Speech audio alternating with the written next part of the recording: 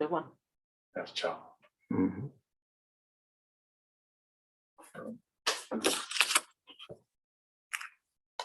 Make sure. There's one other thing here. It's not, did I leave you that privileges of the floor?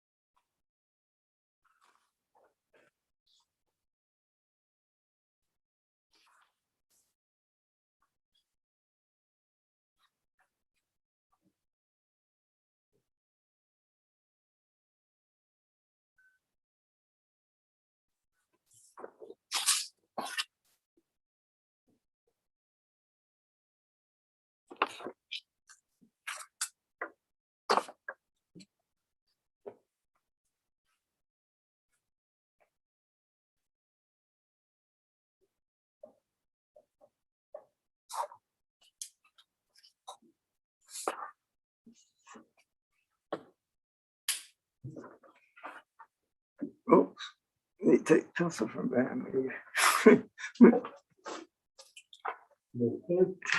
No, I had pencil stuck behind my ear. I figured that might need to move that.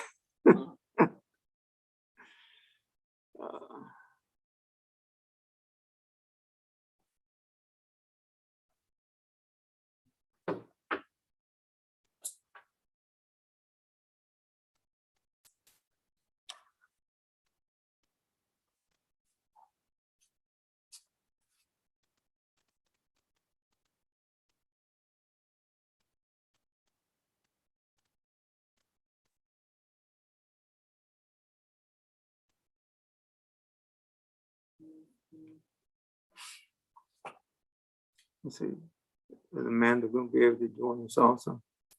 I think she is saying, but I think it's a little late. Oh, okay.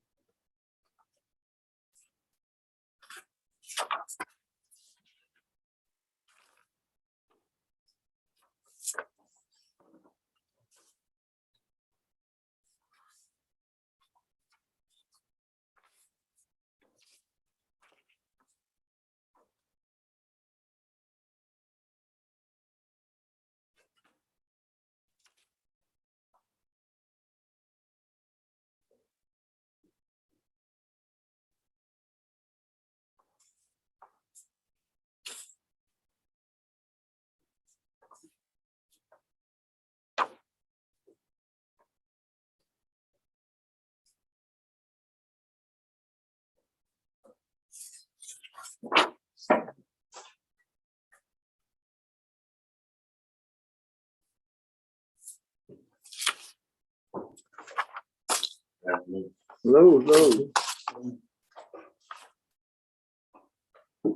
I know you're gonna get us all one of them t-shirts. Right? Oh, yes, I got you. Oh, thank you. Mr. Cox. Are you gonna go to the thing? What you gonna do? It happened through, email. You gonna take When is? that? Oh, yeah. Resident had called and told us that we were gonna go together. So Y'all probably going to the one at the, because they gonna have graveside. hopefully I can go to the grave side. But now I know we gotta do our ritual, so. That's where Mike Bride though. He's not gonna go to the, He ain't gonna go sit down. he's not going to, you know, what you have to go to the. Okay, he's going to. For, They got graveside there and where's the other? I don't know. I hadn't talked Devil's about it. Field. Where's the Devil's Field? But he had taken his vaccine. Yeah, that's what Resident told me. But he was doing everything. Yeah, he can sit there. You know, his name is James Crosby. He said, "You really good." He said, "You know that you put the clouds in." Oh, no, man.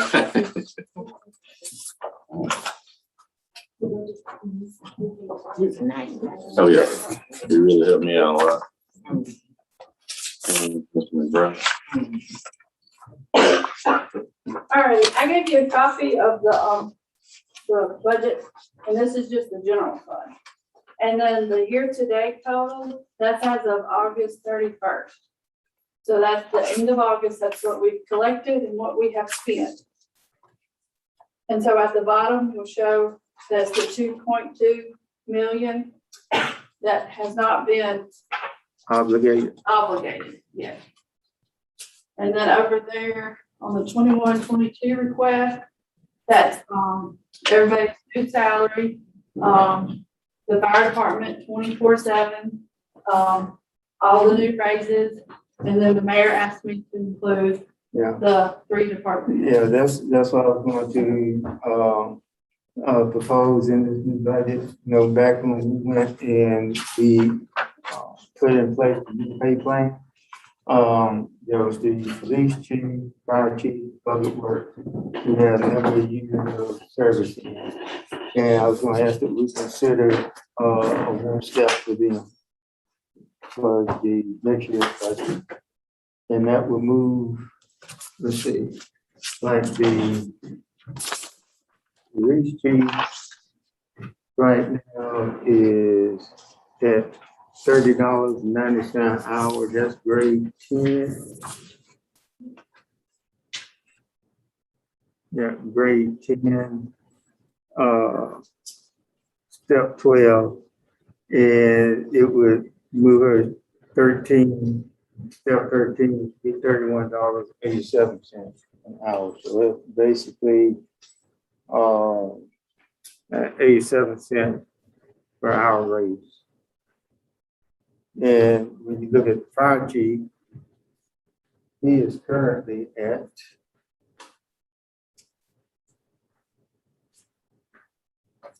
grade 10, step 13, which is $31.87, and grade 10, step 14 is $32.87. So that'd be $1 an hour. And Michael Lassiter, who is Public Works Director, is at grade 9, step 13, which is $28.45. And that would move, to like $29.34 an hour. So, Remember, this 466,000 is not a means we're over budget by that much. Yes. So we either need to move some money in from the surplus or increase revenue or decrease expenses. Mhm. And the 2.2 plus and 466, like Al said, tonight. So net would be about 1.6 or 7 if you move it. Correct. yeah, we moved over, about 1.7. Which I know that COVID money will get some police money back and the fire department, and it's gonna help with their salary. So we'll recoup some of that also. So there's plenty of opportunities for us to recoup. So if we put that in as a revenue line for the current year, March through whatever, that we expect to use. We can, Well, we don't know how I much. mean, yeah, I would say, we put it in as, instead of line item, like a contingency fund. And then we have a budget that we need to move it, we can move it to, you know, where we would need to. So I would, it's along that line. Because it's 1.7 now with this TAP grant for the sidewalks. We still got to come up with that, how much I wonder. I included that in the capital improvements. Let's see, it's under the,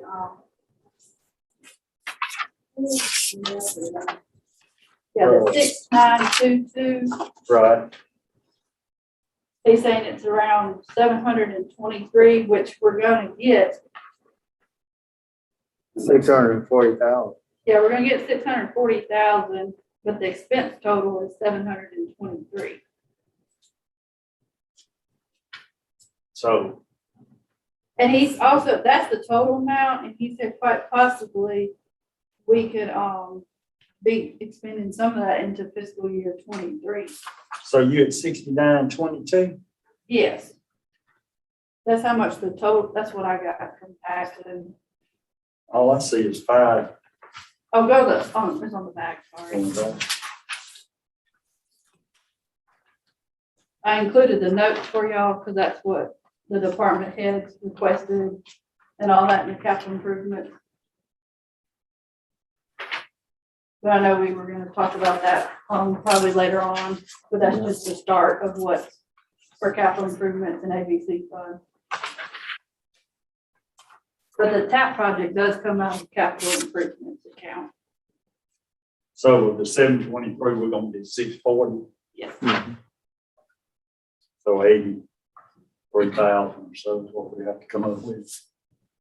Yes, sir. But she's got the 640 in revenue and the 723 in expenses. Technically, it's in there. Yeah. How's that farm? You Yeah. have $13,333.33. They supposed to have like 26. No, that's what we've only spent. I haven't gotten. Oh, that's what you've already spent. Yeah, Okay. That's what we've already spent. yes. Out of that, the 40,000, you've only spent the 13,333. Okay. So the money's in there. We haven't gotten no, have y'all been able to That's the meet? civic club. Yeah, have y'all been able to meet and get the price or anything, what y'all are wanting? Well, Kenneth was supposed to get them together to meet, so Okay, I had to talk to him about that. yeah. Well, I guess before we get off on these other general funds,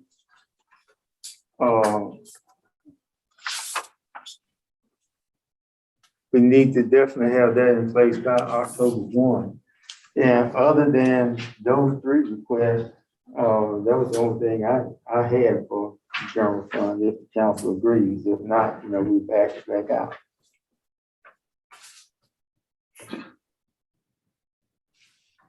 I have a question on the sheet right here, where it said that events coordinator donations. Is that the money that Brenda got from GP, the $500? No, ma'am. Okay, it's not included in here, right? It's under the, general, we haven't received that in a couple of years. Okay. I know she had it up on the 21. We would have put that under miscellaneous revenue Oh, if we okay. did get that. Well, did she get it this time? She didn't get it. Okay. No, I don't think we've gotten it the last 2 years. Oh, okay. Before we approve it, so we need to balance out this 466, right? Yes, sir. And the 2.2 has September coming out of it. Is that right? You're still gonna pay September. We still have to pay September. Okay. We still have to pay the salaries and any expenses that, I told all the department heads, any outstanding invoices, we need them by September 15th to make sure that it's all cleared out. We'd still be okay to take 466 and we're balanced.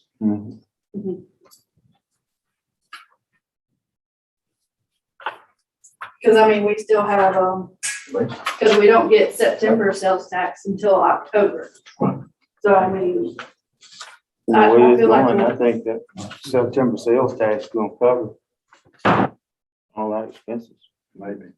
I mean, we can put more in the general revenue, the contingency fund to even that out. That's what I'd do. I'd show it balanced. Right. Mhm.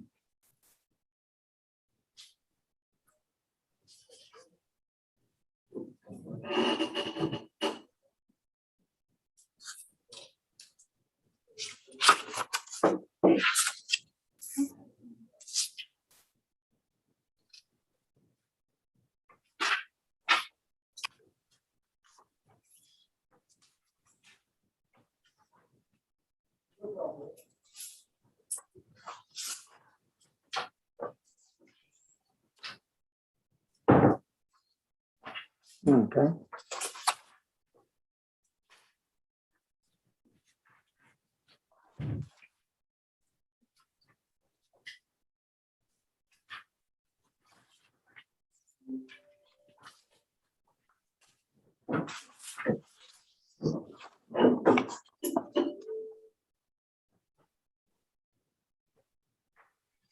So the gas dividends, we've only got, what, 22 and 23?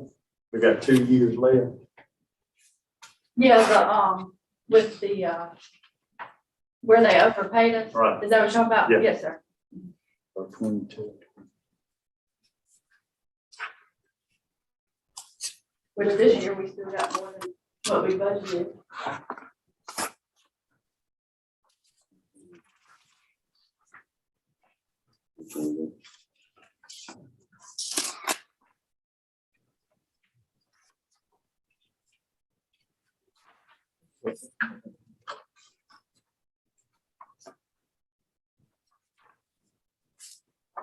Do you remember, happen to have what our 18-19 actual revenue was versus? I can get it to Curious. you. It's been being above 7 million the last couple of years. That's why I was curious. Yeah, I can email it to you. Now, the change from, to tier one in retirement system, that's included, Retirement, or they hadn't sent you this? they haven't sent it to me. I don't know why they want to wait till the last minute, but from my understanding, it's just the employee, way I understood it when I called her, the employee's gonna stay the same, what we have to pay in, it's the employer portion that is changing. Right. So the employer portion. Let's see, my budget for that.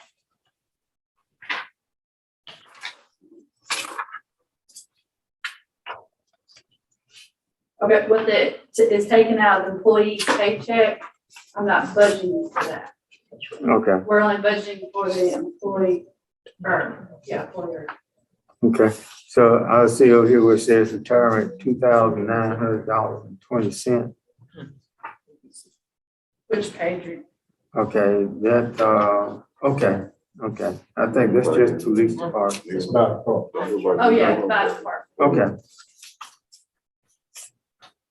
Man, and the the ABC, the Conville Park and the Victory Park, they not included. I didn't get requests for anything. So what? I did not get requests for anything. That would have been with, Ricky. But he should have sent something. He did do an increase, didn't I know he did the increase with the general fund for parks and pools, so I don't know if that's, What page is that on? the parks and pools is the,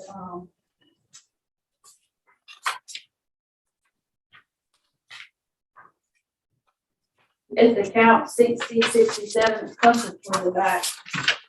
But it'll say recreation pool, 60, 67, you said? yeah, 6067 and then 6069.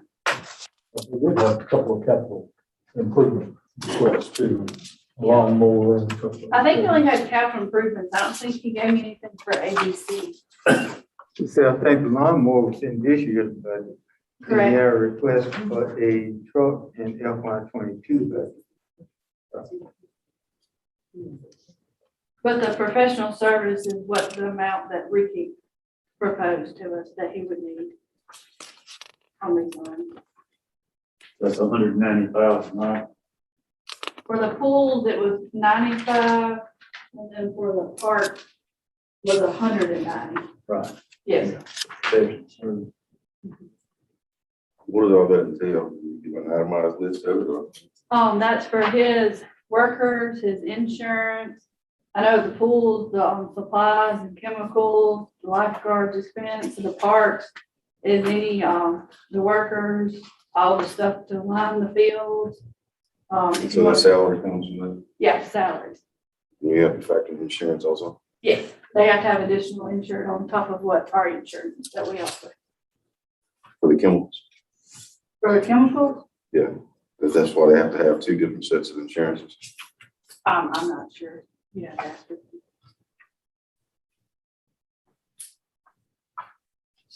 But he doesn't give us, he didn't give me a breakdown He of didn't what give you a that. breakdown. Yeah, he's gonna need to give you a breakdown. Okay, I can ask him.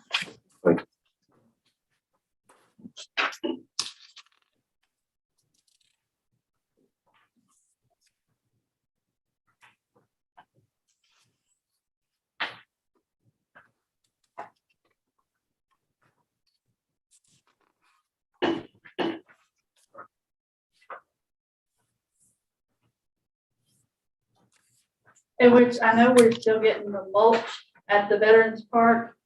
And last I received, and I think it's gonna come in October, November. They're just waiting on the mulch, the company that's helping us, that's gonna do it. We're just waiting on the mulch. But that was a grant that we got. It's at the veteran park.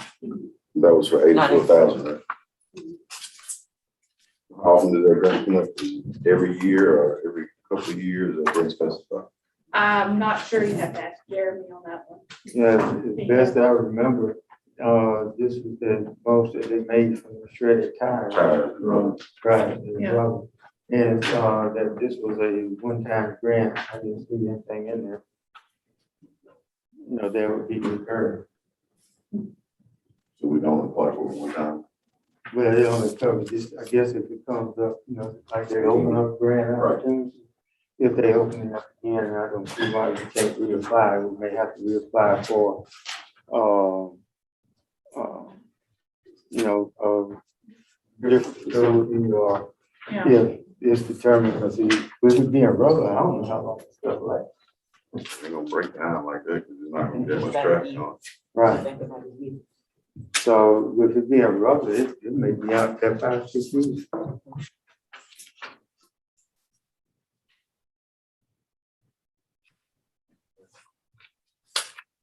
Yeah, I didn't get a printout of when we started work session, so that's why I was trying to figure out, kept calling up here. Unfortunately, I asked, I think, planning session, not work session one time, but Oh. got to call 5 times to pick up here.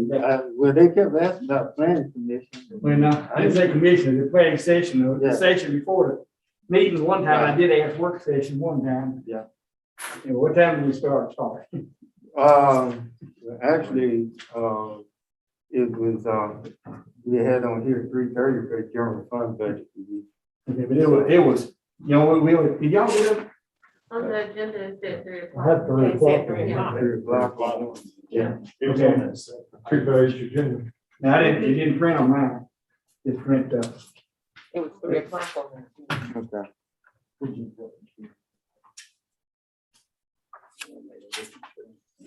mean, it's usually after that page.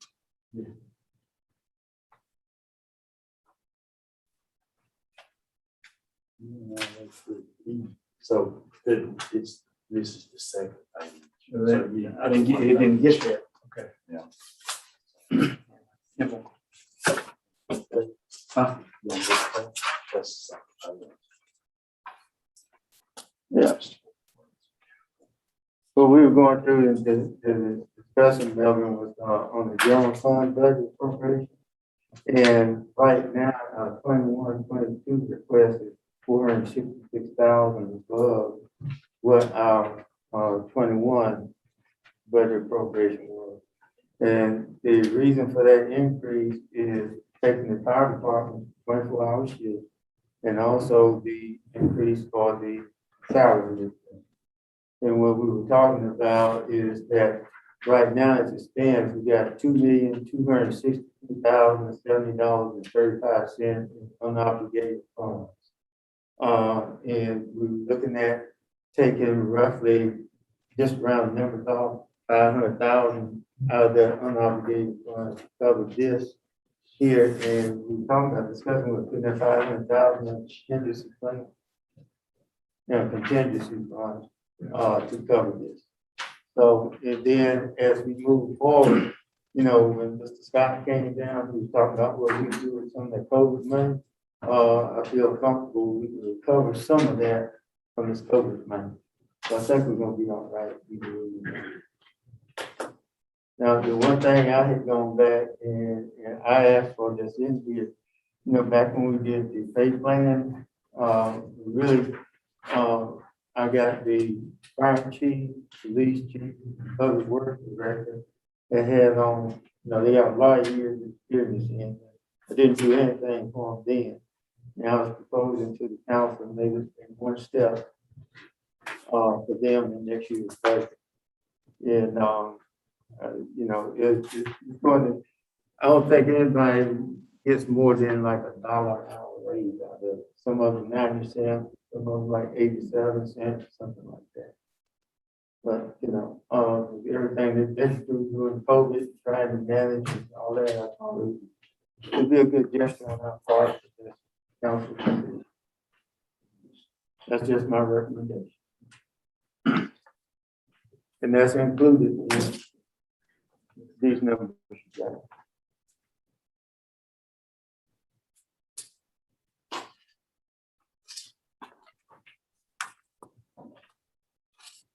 And we did the vacant slots we have, they're included in this, right? Yeah, I gotta get back with, the chief, because I have on here 4 vacant slots.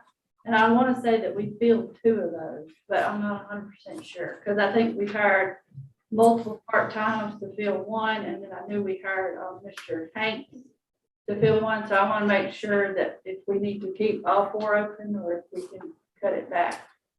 But I've included all 4 vacancies in the salary.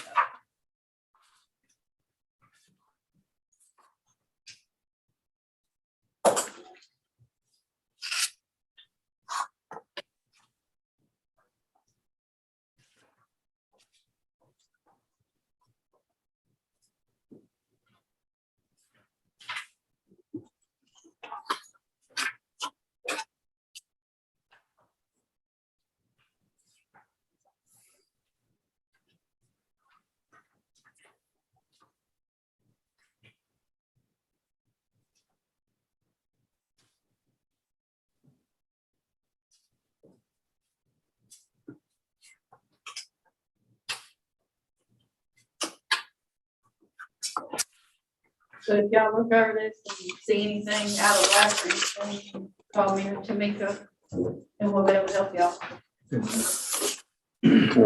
But I would like to, we probably, maybe work on trying to get it passed next budget meeting, because we have to have general fund in place by October 1st.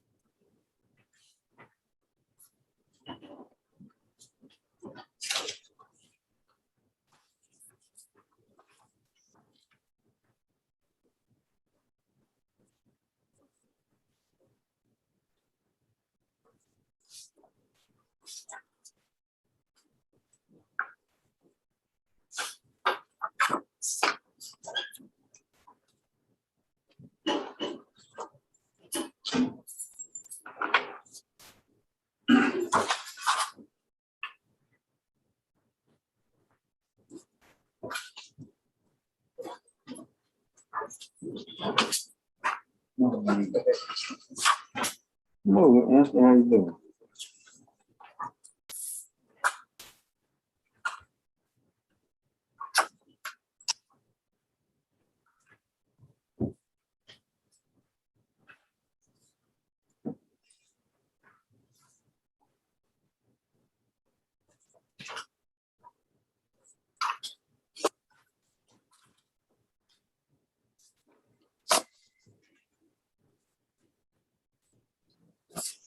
That was the budget information.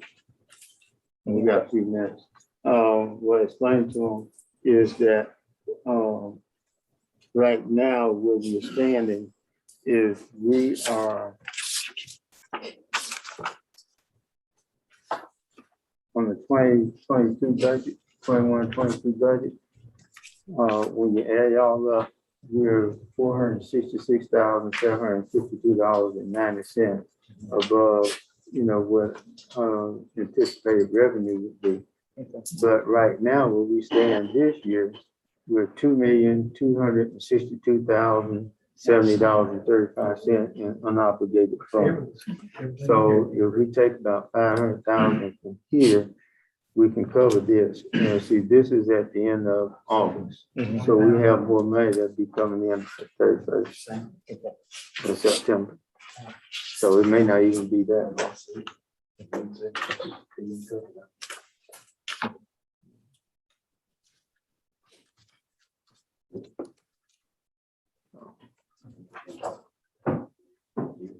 What I was saying, I was telling another councilman, the only other thing I added in was on the police chief, fire chief, and public works. We got some of them, they got a lot of years of service in. We really didn't do anything with them when we made the conversion. And I was proposing in the 22 budget that we give them a one-step raise. Is most, I think it was one there that we got like $1 raise, the other one's like 90 cents. I think one was 87 cents. So we included that in this budget. That's something that the council agrees with.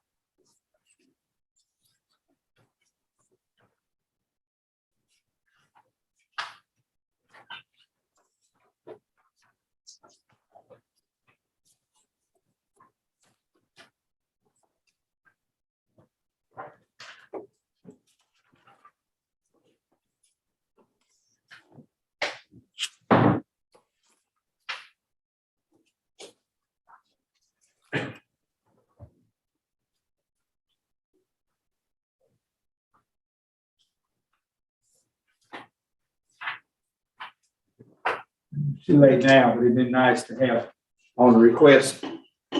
Those either yellow or red all the way down, whatever increase from last year. I mean, I can see that, but it'd be stand out, it'd be nice to see why that had changed, difference in them. Oh, an increase from last year? Yeah. Okay. I mean, you don't have to, I just how you figure that out, it'd been nice to, like you got the red ones in on the year to date type thing, it's been a yellow on the request. Okay. Where we can see where the increases were easily. I mean, most of these things are not a whole lot of change from last year, what the budget in this year. Events is pretty good bid, which she's here, you can probably ask her. That's $20,000 increase on that department. What else? That's cheap. That's a 25% or something increase. It'd be nice if you could get Chip or another $1,000. 66. Chipper. Chipper would work for free for the other jobs. Oh, where is Chipper? I know. You about right back there. Oh,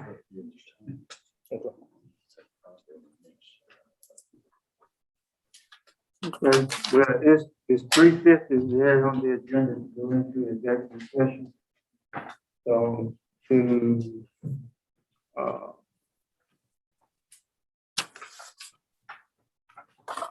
But Chipper, you do work for free, what it is, what you say. It's almost like. Almost that.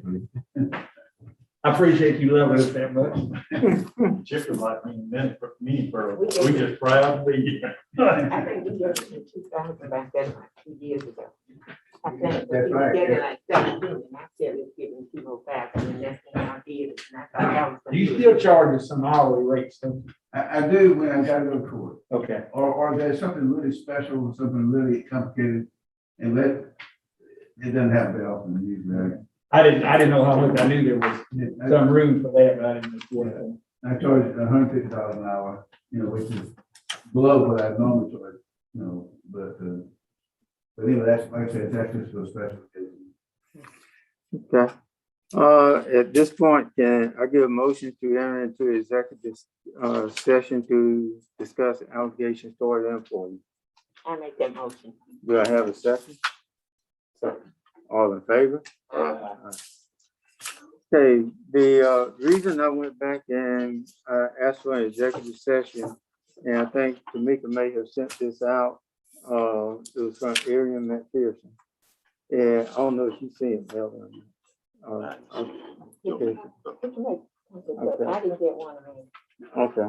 Did I get it? Arian actually sent it, she sent it out to all of the council members. I think she used the district council email on it.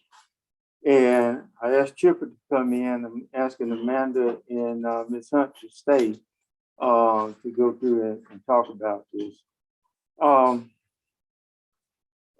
Let me start out by saying that since I've been here, I've gone back and I have looked at all of the different positions with the court. And it seems to me that the issue comes up is where we have a court clerk that has not been properly trained in managing and supervising employees. Because some of this stuff has come up before with other employees, and if they had had the proper training in supervising and management, I don't think we would have had the issues we've had in the past.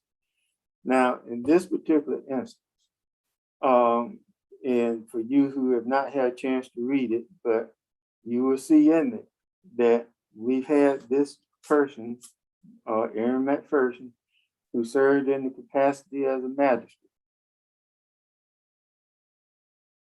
In her complaint or grievance or whatever you want to call it, and she has gone through and submitted her resignation.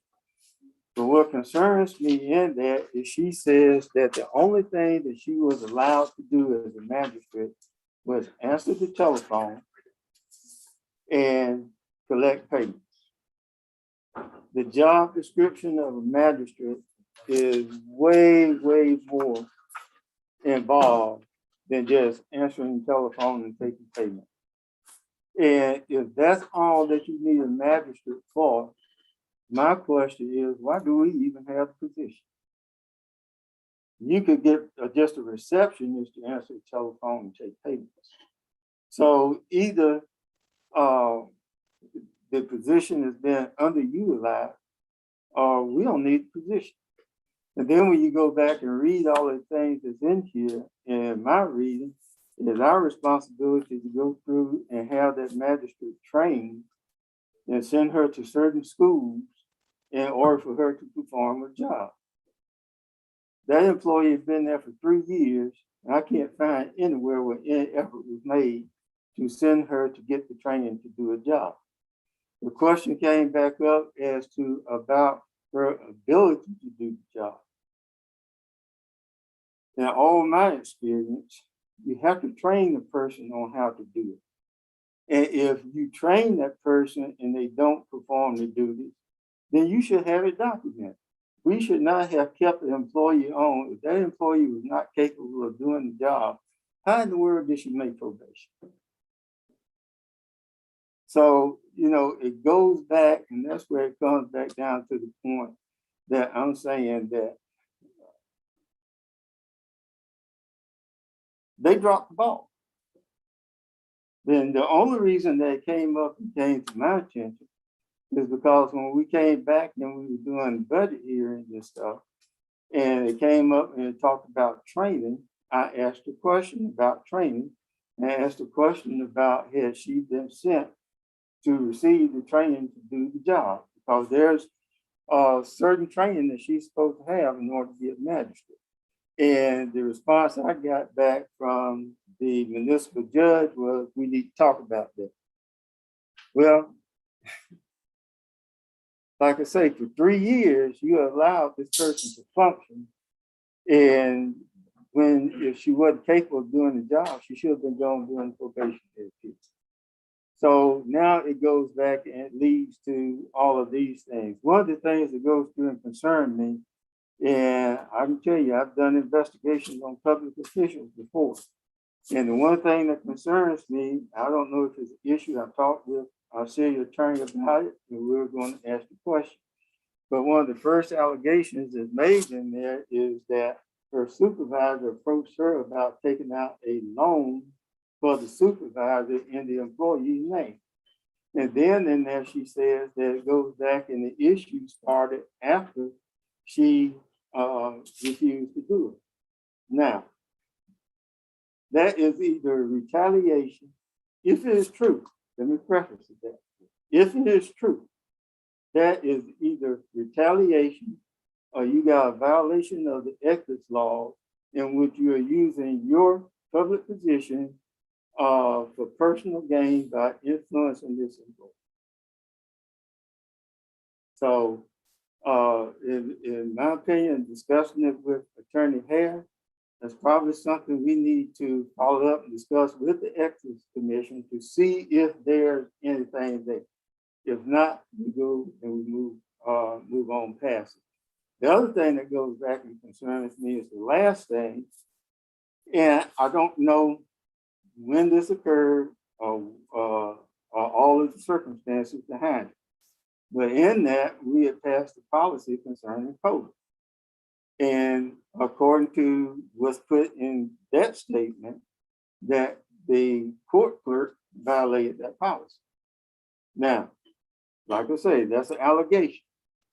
I don't know if it's founded or unfounded, but there's an allegation that is in there. Now, when we come back and we were talking about doing performance evaluation training, I went and I had a meeting with the municipal judge to discuss these situations and the lack of documentation on the performance of the court magistrate. And in that, basically what he was telling me that, he really didn't have experience in going back and supervising people and managing personnel. So I came back and I asked him the other day to take the personnel management side and put it up on the city clerk. The reason I did this is that in conducting the interviews with Ms. Hunt, one of her jobs in the Air Force Reserve is to deal with problem airmen and to get those issues correct. The court, the municipal judge agreed to that, and they actually had a meeting. I discussed it with our city attorney, Mr. Hare. He called me today saying that there was a provision, I guess in municipal law, that says that the city clerk, if you have it, would you read it, please? This is an attorney general's opinion in says that pursuant to the 50th section of the Code of Alabama, the municipal judge has the authority to supervise all court employees generally. And pursuant to another rule, the municipal court clerk, not the city clerk, has the authority to supervise all court magistrates and other court personnel. So it's the judge.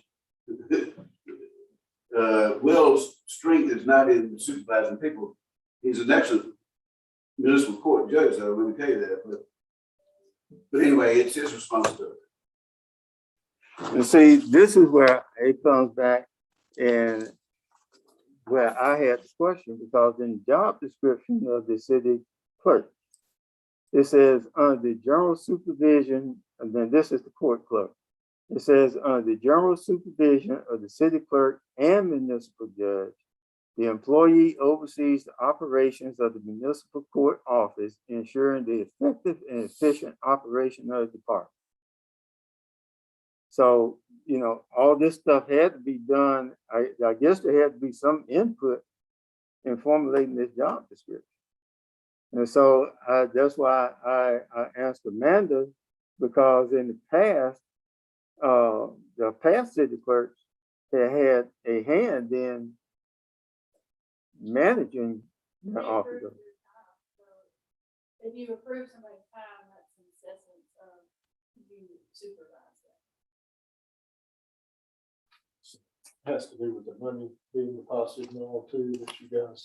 I reconciled her bank statements for her. She emails the receipts that she takes in every day, and Alicia has to receipt it in our system. So we get the receipts every day, and I do everything for the bank. But we got a problem. We have a problem, and you know, and I was confident in the solution that I had come up with, but based on what you're saying in the Attorney General's opinion, then this shouldn't be in the job description, and all this should be handled by the municipal judge, who is part-time, like I'm part-time, and I don't know if he has time to, first of all, if he doesn't have experience in management of personnel and personnel policies and stuff, does he have time to get it? Second of all, we've got to do something over there to get this operation back in line, because like I'm saying, this is not, if you go back and you look at the history of it, we've always had issues over there between the court clerk and the court magistrate. And from everything that I'm seeing in there, it's a lack of knowledge on managing and supervising personnel. So, you know, I guess, like I said, my solution, I felt like it would work because my son has experience in what it takes to document good performance and bad performance. And some of these things that they had talked about in discussing it with Will, I went back and I asked the question, where's the documentation? Got none. So there's no disciplinary things in her file. Nothing. The only thing I know is that Ms. Hunt said that Ms. Bowen bought something over the other day.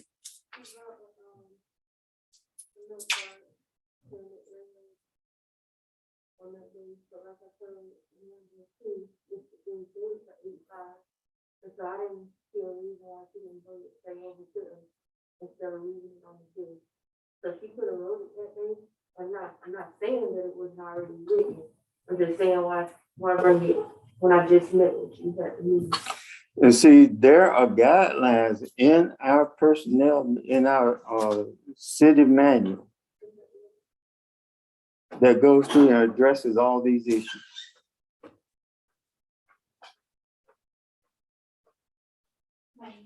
We're in executive session. Okay, I'm sorry. You're fine. Thank you. And And so, like I said, in the past, where I've been, and I found issues because we didn't follow our own policy. And that's what we're facing with right here. We have not followed our own policy. And so if the solution I have proposed doesn't work, Chipper, let me ask this question.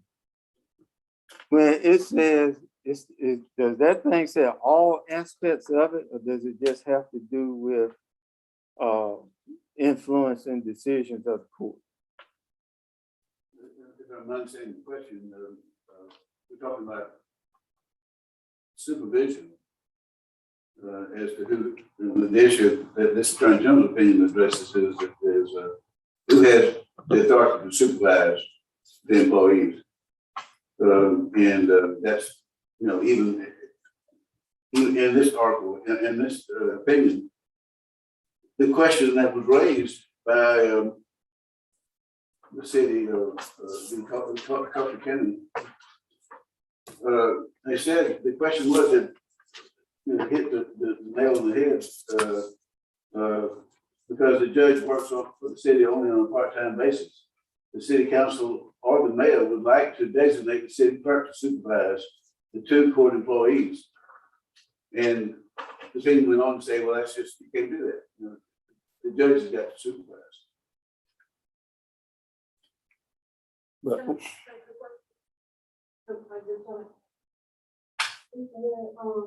So with the job description, you know, like when I guess we're trying to act like when we come into effect because there's not with amendment, even if Ms. Mary supervised as in the administrative portion of the personnel administration, not their court or anything like that.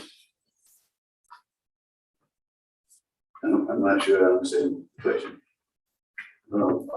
When did that? Oh, this opinion is 2005. Okay. Yeah. I think to me, and this is kind of separate, but the money part, you know, I think that has to be integrated in with the city. The court funds have to come into the city coffers, so to speak. So that part of it, I mean, I think, I don't think see, Larry's right about that. yeah, I don't see changing that. I mean, we're talking, so that part, I think, the money part, I think, is a moot point, really. Yeah, I think when we talk about supervision, we talk about, you know, days that they're gonna take off, days that hours they're gonna work. You know, but that sort of thing, the day by day supervision, I think that's what this is all about.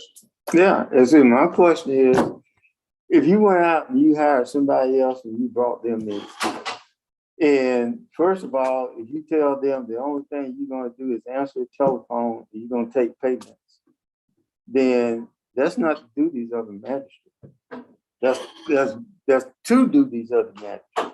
But when you look at the magistrate's job description over here and all of the things that she's supposed to do, and I'll tell you the essential functions, and this doesn't even get into the detail, but the essential function is, number 1, municipal court activities, performs duties in support of municipal court by preparing forms, case files, and dockets.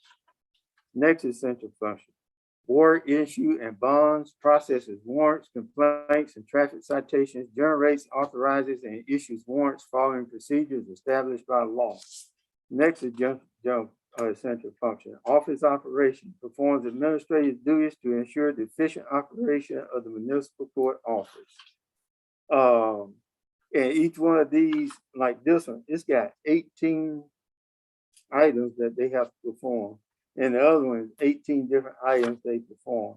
And the first one is 25 activities that they perform, which is a heck of a lot more than just answering the phone and taking payments.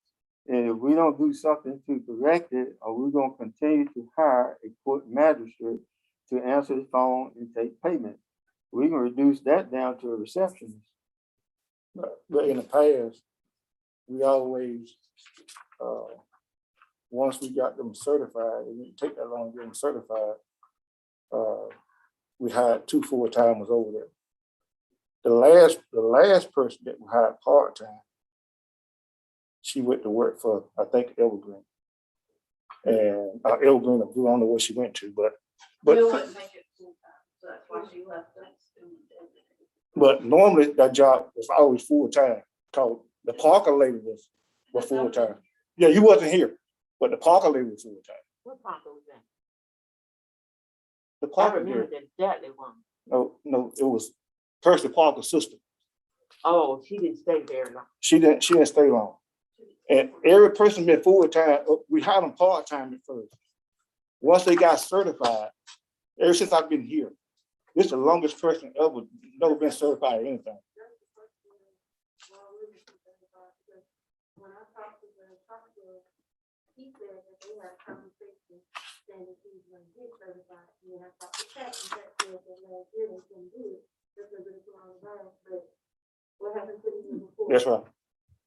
That's what I look at. I mean, she should have been, they should have never got to this point. They should have never got to this point. And it did, you know, Miss Pat gonna write her up, but I don't trust that. I can't trust that. This issue been going on ever since Sandy been around. This thing way bigger than what y'all know about. And it's real big. And to me, I talked to Will about this. And I talked to Sandy about it. And Will don't have a clue what's going on over there. He just took Pat with him. He did think that he tried to make it where he wasn't, I'm guessing, micromanaging him. So he stayed from over there most of the time. There was a bad mistake. Stayed in and out. And that's why she got what she got. If you got a person that don't like you, you're gonna listen to Pat.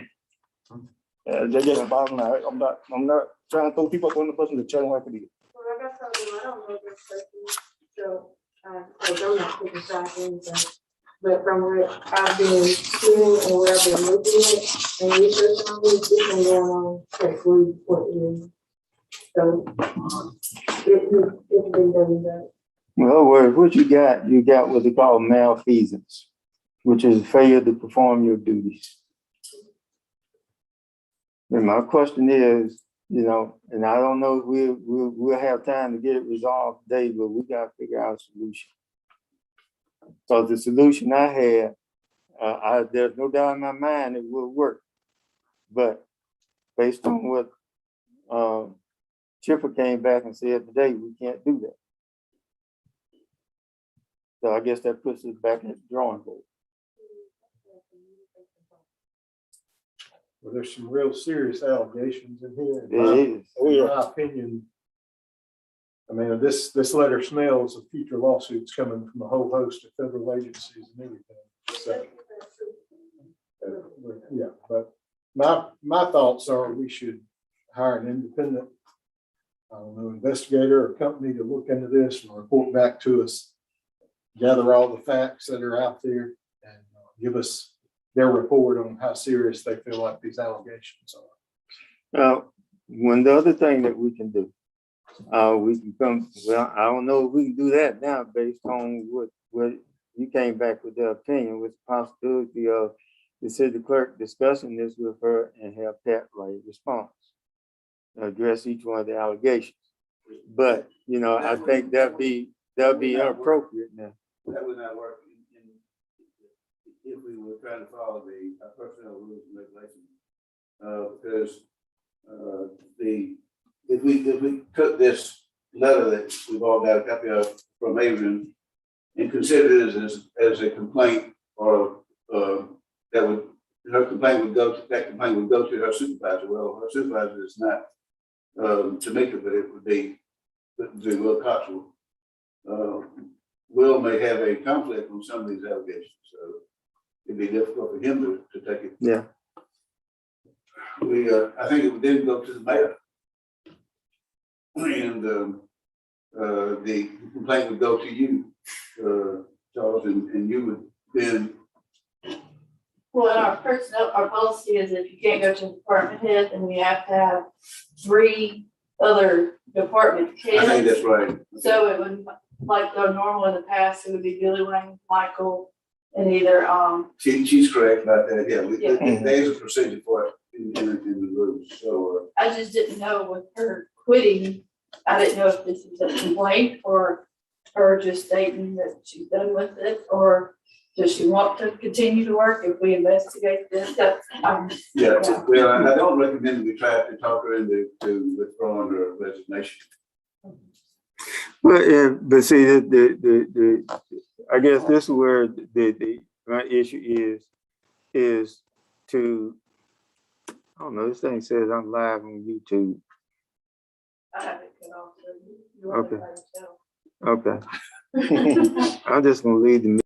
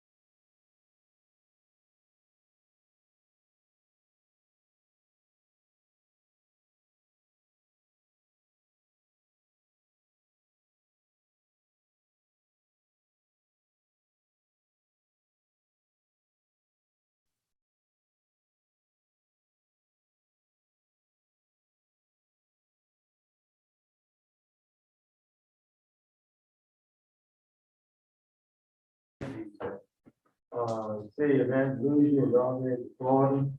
The city of Bruton is holding a business license, they can raise there. They can come to Monroeville, you know, like, you have a lot of tourists that come into town. They be looking at going down, looking at shooting the police old site and other places been designated. People can use them to, if they park downtown, they want to go to restaurants or anywhere else, they can utilize them to do that. We don't have to pass an ordinance, there's already state law out there concerning, you know, the use of bicycles and scooters. Only thing we have to sell them a business license, they're totally responsible for it. They have a GPS tracking unit on it, there's a scooter that's left in, any, location at any time. They have a man that will go out there and pick it up. And so all of the responsibility, falls upon them. And I was bringing it up, like I said, the only thing we have to do is apply for a business license, see if there's any concerns from the council. Having get hurt. What's the, what about, Chief Armstrong, what's her feeling of traffic issues? I'll go back and contact her. I don't think that, we really don't have any, so I will check her and, see if there's any concerns on that part. But, you know, like I say, I talked to the mayor over in that region, it has gone real good for them. Mobile has them. Yeah, the largest city, they got schools and bikes.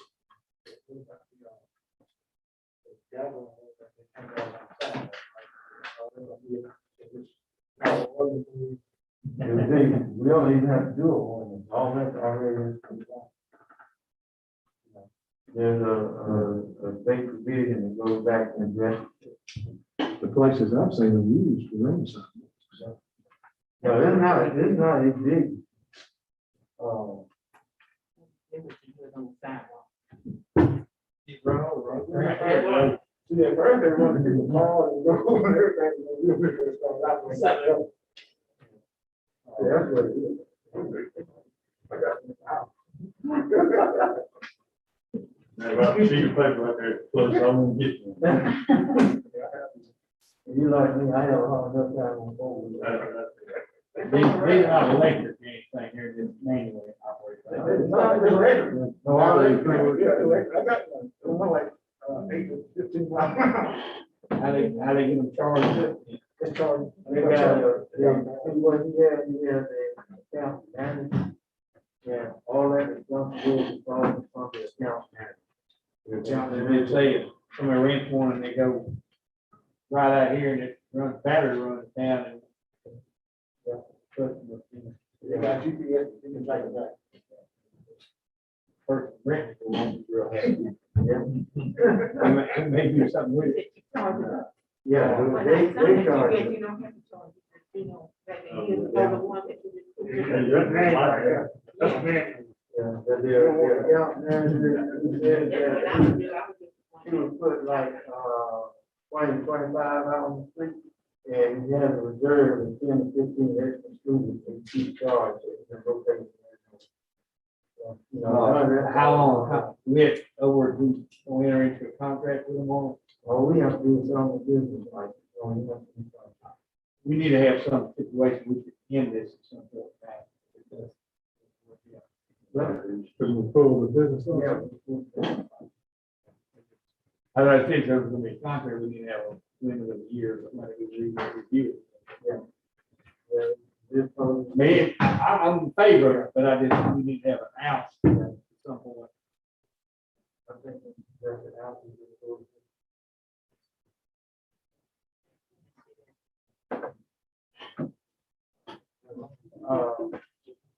Everything on this group, right? So we talked about the traffic.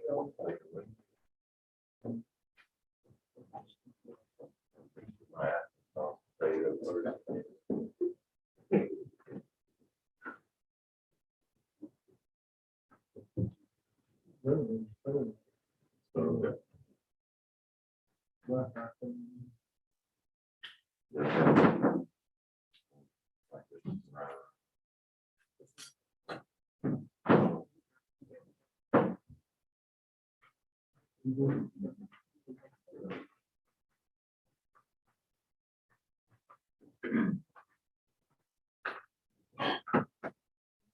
Bruce, tractor show. Yes, sir. We're on track to start at 8 o'clock Saturday morning. The tank goes up Thursday. Public Works will set up on Friday. And it should start at 8 o'clock. We'll have hand sanitizer at every table. The YMCA will have the pool open and the bathrooms open. And so there'll be a place to wash their hands. And all of our food vendors will have hand sanitizer.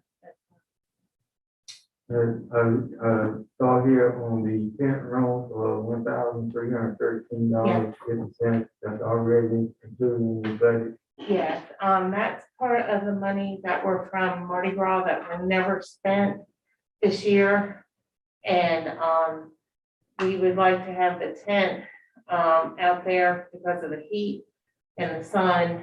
And it's mainly to keep people cool.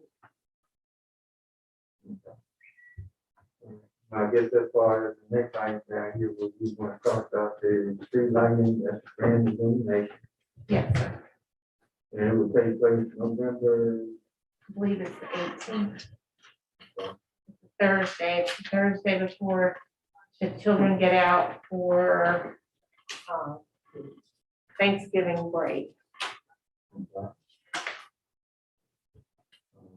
And in that, you have a contract agreement with DPU, North Production Unlimited, Yes, and that is to cover the stage and the sound system, no machine.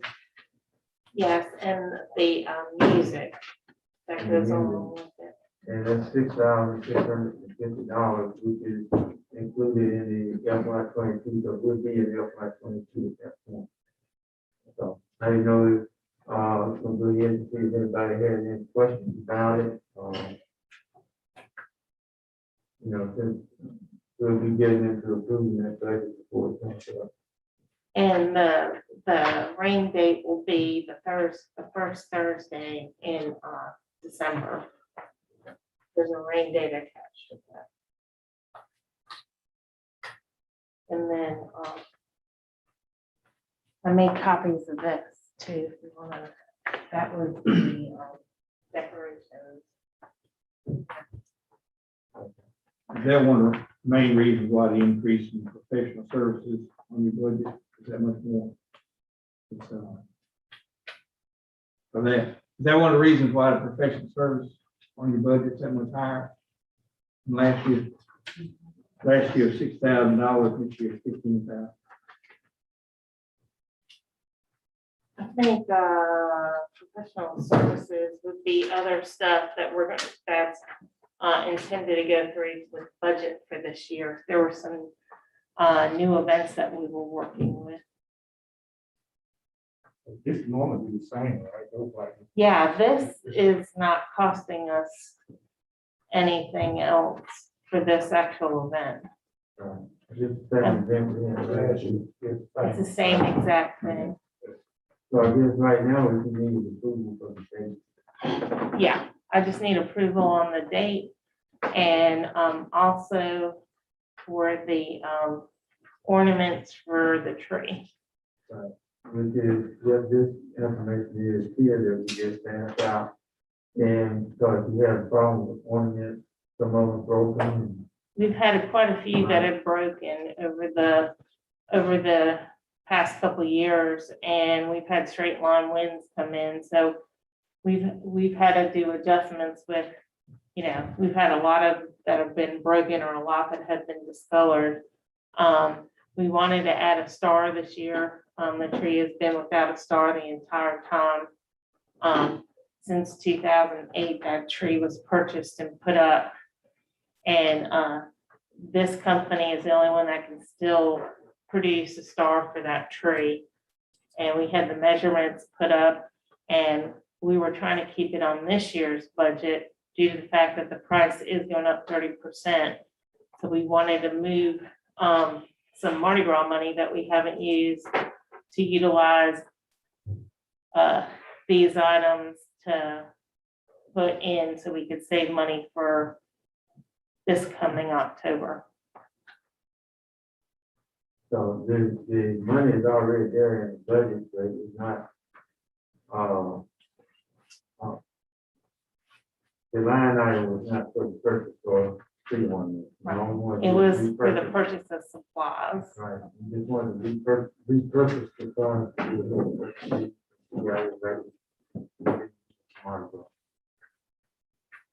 Yeah, there's a couple of ornaments that we would use for Mardi Gras and lay the tree up and take the red ornaments off and put purple ones on to replace them while we were there. But the main thing is the star and replacing the ornaments. And we got the price, and the price is going up because we have mail going up. So that was part of it. And then, of course, everything is going up in price. And he said he can hold it for me if we could get it into this year's, to get approval for it this coming week. That way we can take advantage of the pricing still at this level. Otherwise, we're gonna have to go start all over again. I think it would be nice to have a star on the tree. I mean, we got ornaments on the tree about 3 or 4 years ago, and it would be nice to add a star. We have funding for it. I think it's one of the things our Christmas celebration, attract some folks, even some people from out of state, bring a great time about it. We're glad to see people out. I think funding is already there. We do it. Do you have any questions?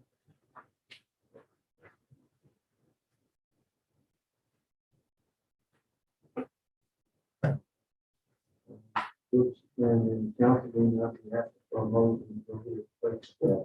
The other thing on here that I want to bring up, I think this is go back and answer part of your question about increasing professional services.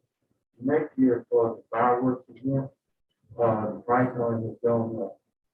It's at $19,500 now.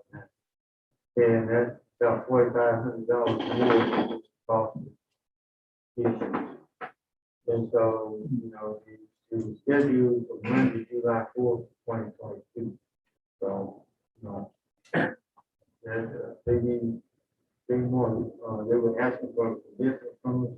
They were asking for a commitment on and what date that they want to reserve their team to set up for. We try to do it early so we can work with the costs on them. And most companies are going up to about 25. I told them that we can't do that.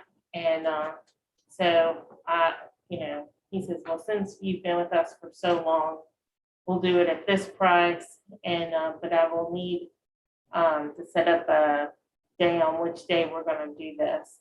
So the 4th is on Monday, and the 2nd is on a Saturday. But it will not change the price of what's going on. They said for that whole week that it's going to be the same pricing. Have you actually got bids from any other companies? I haven't yet. The only other ones that would probably work with us at this point would probably be Pyrotechnico. That would be a little more on the cost side with us. All the other ones, they're used to doing all the casinos and everything else down on the Gulf Coast. So their asking price is always a lot higher. We've worked with this company. They do a professional job. Billy Wayne's worked with them. You can ask him. they're very professional with us and they do everything in a timely manner, and I've not had a problem with them. But there's only 2 companies that'll probably talk to us. And we had like 4 at one time that showed interest. I just Yeah. wondered if they were all still out there. They're still out there. I mean, I talked with them and they wouldn't even talk to us yet because the price is going up. And they weren't ready to discuss anything yet. I've talked with Parishos back in May and explained to them that we were working on the budget and that we are gonna need some information from them. So they were able to put it together and submit it in. They wound up just pricing us out of this bid before all. Say it.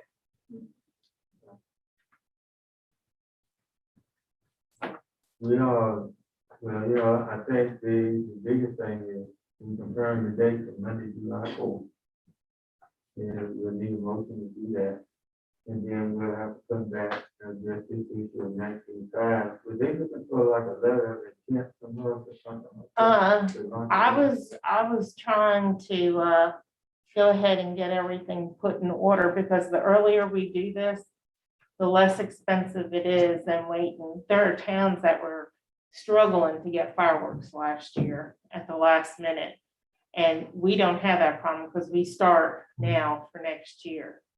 And that's also the benefit of us working on everything and setting it within the budget for right now. But everything's, when I've talked with other cities, they were paying a lot more than we were.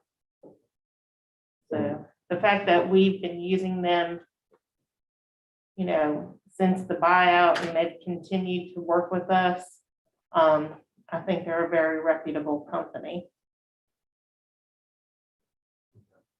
So I guess the biggest thing is anything, it's gonna be after October 1 before we can. But this is what price is. Yeah. That's gonna be their bid on it. And I mean, the only other one I would probably call at this point would be Pyrotechnico that would come close. But all the other ones, like I said, they're all pricing higher than normal, What did you say the price was? 19.5. You got to bid it anyway, it was over 15. So, but I just went ahead and made a call ahead of time just because I know that the budgets were coming up, just to get an idea of what the costs we're looking at for this point.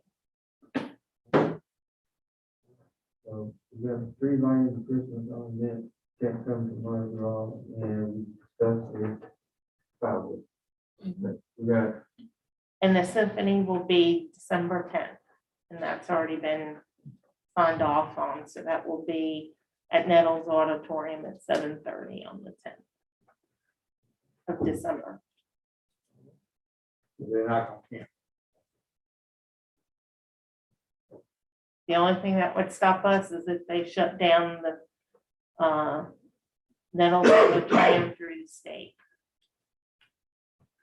That's not refundable if they do, correct? Correct. I mean, we did that contract back in March. So, Yeah, I'm not talking about those costs, canceling, I'm talking about them canceling. yeah, they're not gonna cancel. all right. Thank you, Ms. Reed. You're welcome. The next item I had on the agenda was that we have another one that got broken out there at the interstate bill. And I have a quote of $560.07 to repair. And I just need approval from council to go ahead and spend those funds. And we have an account set up for the interstate stuff. Next item on the agenda is I'd like to take the opportunity to welcome Dr. Coretta Borton. She is the president of Reed State, and Reed State has been very supportive of the CDL program that we put in place and had open house on, and we may have already achieved this stage. I don't know. Dr. Borton, thank you for coming. And, you can address the council and advise what you need, so.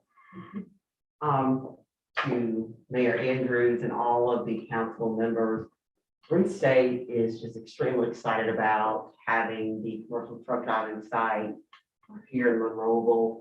Our first class has kicked off. It's been great so far. We hired an instructor from this area. He's from, I want to say, Bevel, between Evergreen and Monroeville. But he's doing a great job so far. We also have an instructor there from main campus that's also assisting him to make sure he gets accustomed to coming into this new field. Many of you know, when you're trying to move from industry to education, it can be a little bit different, but the training doesn't change. It's just a different setting, but we are excited to be in Monroeville. We're so glad to be able to work with the council, work with your economic development office, as well as all of the other partners who have contributed to us getting the commercial truck driving site up and going. We look forward to the potential of expanding. We're also at this point exploring a diesel mechanic program to be held right here at the site in this great city. We know that there's a huge need from the industry located right here. We know that we're constantly getting phone calls of students wanting to join the next commercial truck driving class. So we look forward to that potential growth and the potential of possibly expanding into another one of the classrooms or rooms within that building, provided you all consider that here in the very, very near future. And we will pay to get those services done and cleaned and ready to go, should that's something that the council would consider in the future. But again, I just want to say, on behalf of all the faculty and staff, on behalf of our chancellor of the Alabama Community College System, we truly appreciate the support from your community, the support from the council, as well as the Economic Development Authority, for us to be able to come and provide this training. We know that commercial truck driving is growing by the day. They cannot get enough drivers. We have a lot of our boomers retiring out of the industry. So we need to be able to provide more trained workers ready to go. We're working with your high school and hopefully get some of those 18-year-olds, 19-year-olds trained to be able to drive trucks interstate, that is. So they can't drive outside, but to be able to provide our employers who are willing to hire them in state to drive their trucks. We're training them right now for that. We look to, at the high school level, we brought in some of the career tech instructors. We got them trained on the permit prep. And it is a permit test that all of the prospective commercial truck drivers must go in and pass and take in order to practice behind the wheel of the 18-wheeler. We got those CTE instructors trained at the end of the summer. So they're working with prospective students now at the high school level. And then in the spring, we plan to amp up some of that training for them, bringing them over to our site, letting them drive on the simulator machine, so that in hopes that towards the end of their senior year, and once they turn 18 years old, they're ready to get behind the wheel of that truck and start their official commercial truck driving training. Again, I'm very appreciative, and I just want to see if any of you have any questions for me at this time. I do have with me our coordinator of recruitment, Ms. Melissa Stallworth. She's over quite often working with your high school counselors within the entire county. So I appreciate her being here today as well. How many are in this first class? The first class, there's 5. The max number per instructor really is only 4 to 1, but we've been able to make it happen on our Evergreen campus with 6 to 1. So that's what we intended for this class. We actually had one young lady that had signed up for the class, and due to unforeseen circumstances, she had to drop out right before classes started. So we have 5 right now in the class. How long was this period last? 8 weeks. to 8 weeks training. We've seen some students get out a lot sooner than that. It just depends on if they have experience prior to getting into the program. We'll also be doing our refresher course program as well. That's on a weekend. It's typically anywhere from 4 to 8 hours. So take a driver, someone who retired out of the military and drove trucks for them. Their CDL doesn't automatically come over to state level license. So we can do a refresher course, and then those students can then set up to test with the LEA to get their commercial truck driver's license. Doctor, how much additional space are you looking at? Right now, if we had an additional class space, that would be sufficient for right now. We're doing our adult education class. It comes in conjunction with commercial truck driving. We provide some of those those soft skills that many of the students need, as well as some additional worker training certifications through adult education, as well as adult ed, provided the students qualify. Most students will pay for the students to actually go through the commercial truck driving program. So we do offer that as well in the current site. So you'll have adult education students as well as commercial truck driving students right now. One of the rooms is being taken up by the simulator. So that took up an entire space. It's a huge piece of equipment. If we had an additional space, especially if we're talking about doing something with diesel mechanics or something in another area in the future, we definitely would need an additional classroom space with the potential of expanding to other similar type programs in that technical field in the future. So 1 to 2 additional classroom spaces would be great. So we will actually then need to go back to our side of the lease. Okay. All right, so, do you have anyone that's kind of drawn out, sketched out, that you're looking forward to this point? No, sir, but what I've done, I've spoken with Darlene Thompson. We've gone through, looked at the additional space. We have an idea of what we need, but we have not had it sketched out quite yet of the additional space. But we have identified the additional area within the building that we would utilize if possible, if approved. Well, I think then our next step would be looking at how much space you need, and then we look at modifying the lease, which we take down for this week. Any additional questions? Well, thank y'all so much. I appreciate it. Thank you.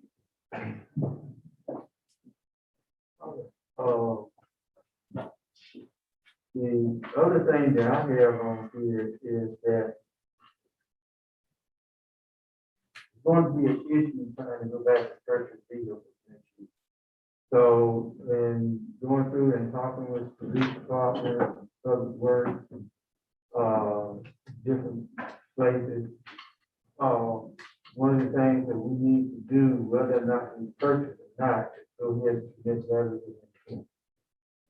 And that way, because if we don't submit letters of intent, we wait till over around November, all the information I'm seeing right now, it may be 2023 before we can get it. So, with council's approval. What I have down here is I'm looking at the police department saying 4 police vehicles.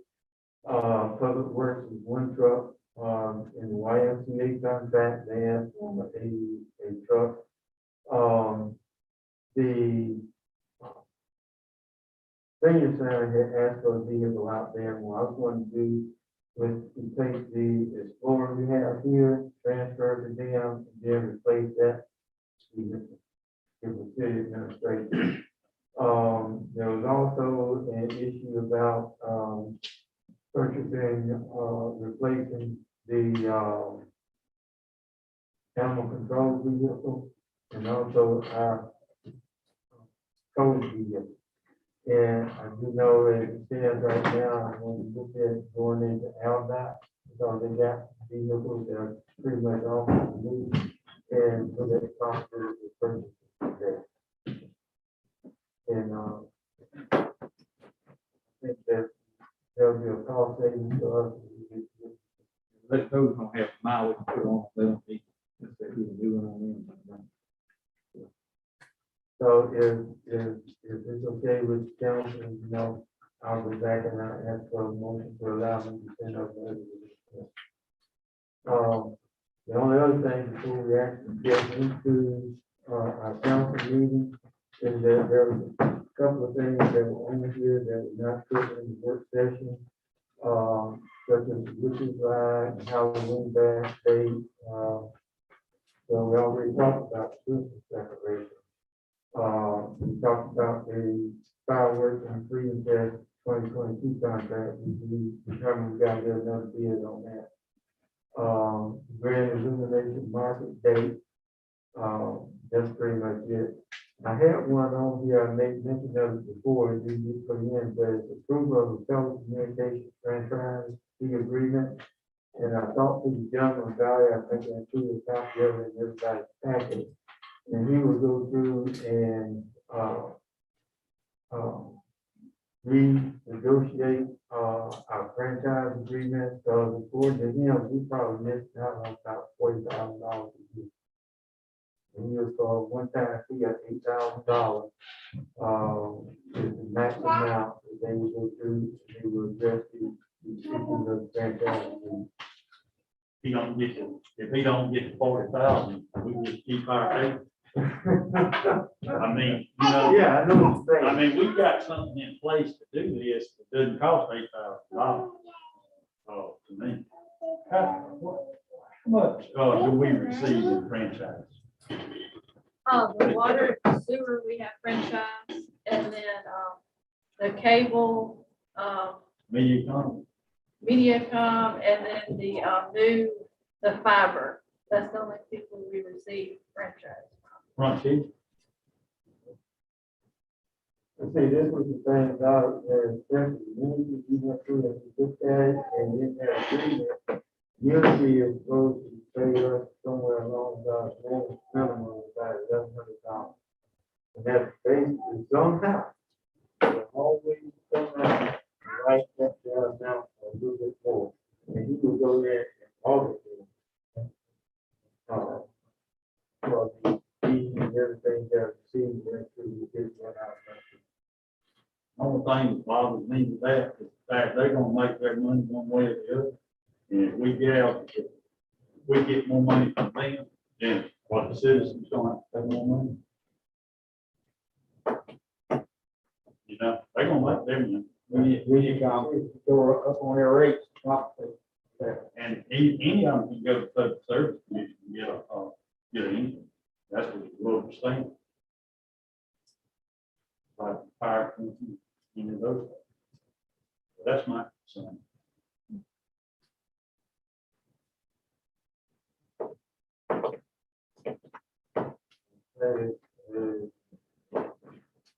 I question where it is, where that kind of money is at. I do know between, he was saying between Unity and Frontier, because there's only one telephone company in the state that, by law, is exempt from paying the franchise agreement, and that's AT&T, and that goes back to way in phone first getting place. I think you, y'all have been, when they get presentation on franchise agreement, that's the only phone company that's. We got about 100,000, it's like an existing budget, some franchise fees, 6 different companies. So that's our revenue, 100,000. This probably, that doesn't account this additional that we talked about, that we can go to franchise agreement, right? Right. And of course, Frontier bankruptcy, so.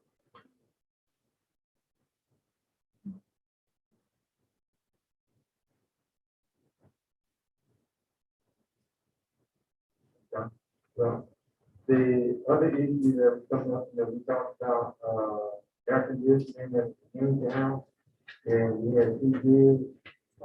Split system was $5,700, and the heat pump unit is like 7,900. So, you know, it's not a big situation. You can take each one. All the difference is that the split system is a gas and electric system, and the other system is all. So I think what we have in there right now is split system. So we only had one bid for split system. Right. So, you know, the question is, do we want to go all electric, or we go back in split system like what we already got, go back in split system like we already got.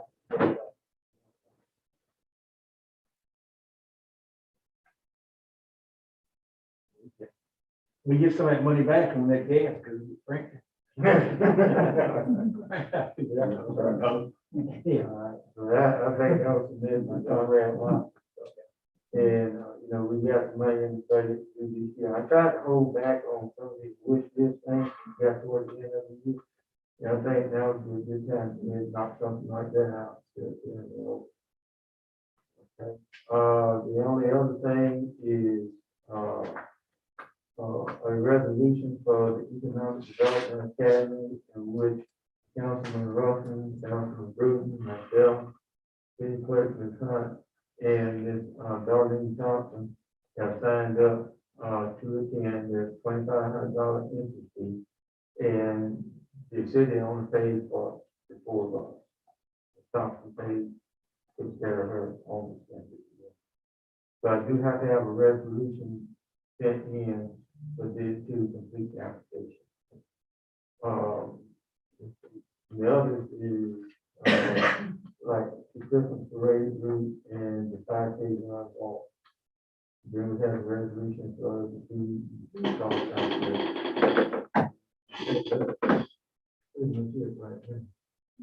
So, just what we need to move to is to,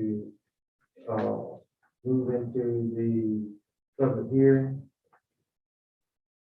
Yeah, 5 o'clock.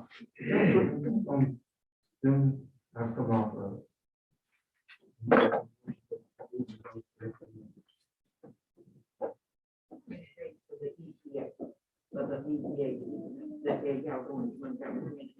Okay, now what it is one day of orientation, and then I think it's like 1 day of work. Yeah. I have a product that, they designed yet. Okay, all right, at this time, it is, well, actually, it is 5:03. We have a public hearing scheduled. So at this time, I would like to call on the invocation. Thank Councilman Bruton. Roll around, your turn. Let us pray. Heavenly Father, we thank you for this day. We ask your special touch on these families affected by COVID. Heal those who are sick, please, and please be with those families who experience loss. Be with this council now, give us wisdom and guidance. In Jesus' name, Amen. Pledge of allegiance. Salute, pledge. I pledge allegiance to the flag of the United States of America and to the republic for which it stands, one nation, under God, indivisible, with liberty and justice for all.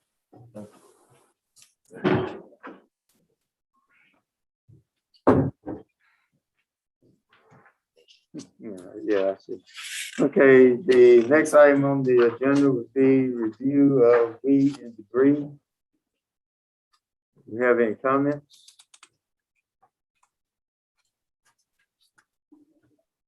Okay. one quick question. North Mount Pleasant is. Yeah, there's a public hearing for someone to pick up. They're on that, up to 2 weeks ago.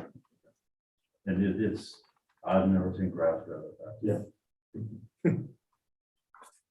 Okay. All right.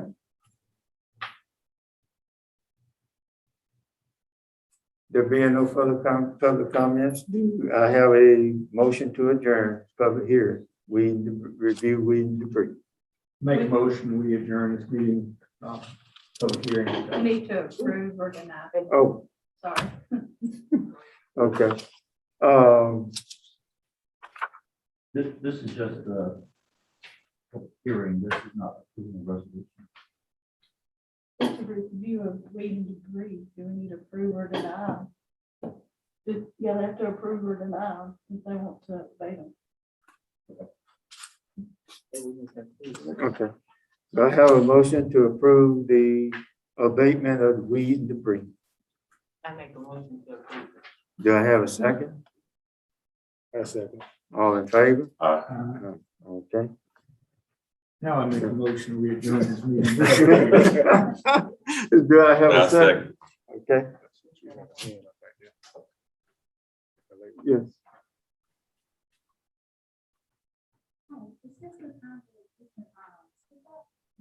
No, ma'am, we're not there yet. You're about the apartments.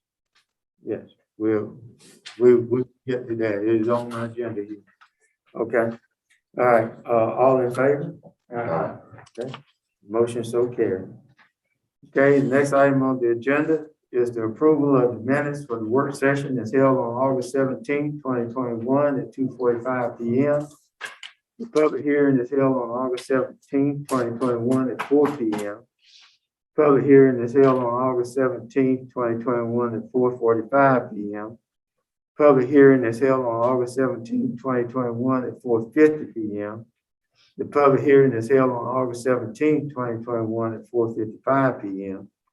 The regular meeting is held on August 17, 2021 at 5 p.m. A special call meeting is held on August 25th, 2021 at 4:30 p.m. And finally, the work session is held on August 25th, 2021 at 4:45 p.m. Do I have a motion to approve the of the minutes? I approve all of the 8 meetings that y'all had. I had one question when we talked about that property. Uh-huh. You listed, I think, Stacy Street and, also, veterans. I don't see how Stacy was tied into that. Could have been Fox Run or something else.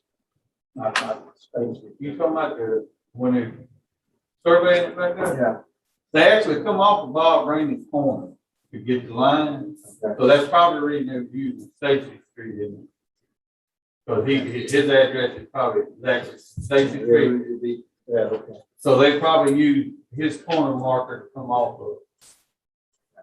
Still, I can understand what you were saying, but it would have joined more off the Fox and off of, as far as joining, there's no access off the station. No, there's actually no access off Fox. Probably comes from the quarter mark. Okay. I just questioned that when I saw that, why that was street mentioned. So actually, we do have now, the first survey that was conducted, he didn't do it correctly. So he went back and corrected that survey. So now we're at the point we have a legal description that we can get to the city attorney to prepare the deed. Make sure we do that, we put the restrictions that we discussed in there. Yes, sir. Okay. All right, any further discussion on the minutes? All in favor? Any opposed? And I'm second. Oh, I second. yeah. Second. I gotta talk a little louder. Okay, the next item on the agenda is from events coordinator approval for the first item is Monroeville Witches Ride scheduled for October 28th. And if it rains, the second event is scheduled for October 30th. Oh, oh, I'm sorry. Let me back up. You're swearing to us. Let me back up here. We need to get your history on board. All right, who are you? Oh, man. Yeah, you're right.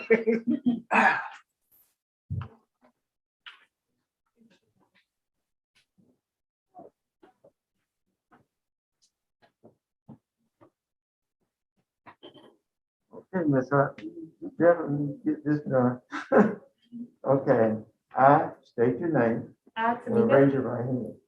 I state your name. I, Tamika Hunt, Solemnly swear that I will support the Constitution solemnly swear that I will support the Constitution of the United States of the United States and the Constitution of the State of Alabama, and the Constitution of the State of Alabama, so long as I continue a citizen thereof, so long as I continue a citizen thereof, and that I will faithfully and honestly and that I will faithfully and honestly discharge the duties of the office discharge the duties of the office upon which I am about to enter upon which I am about to enter to the best of my ability, to the best of my ability, so help me God. so help me God. Congratulations.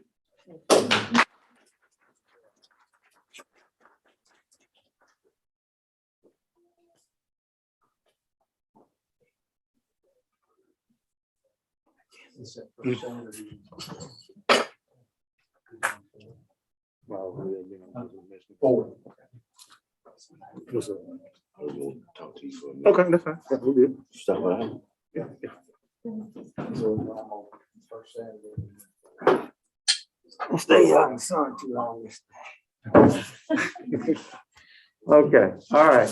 Now, from the events coordinator, the motion to approve the Monroeville Witch Ride scheduled for October 28th with a rain date of October 30th in the morning.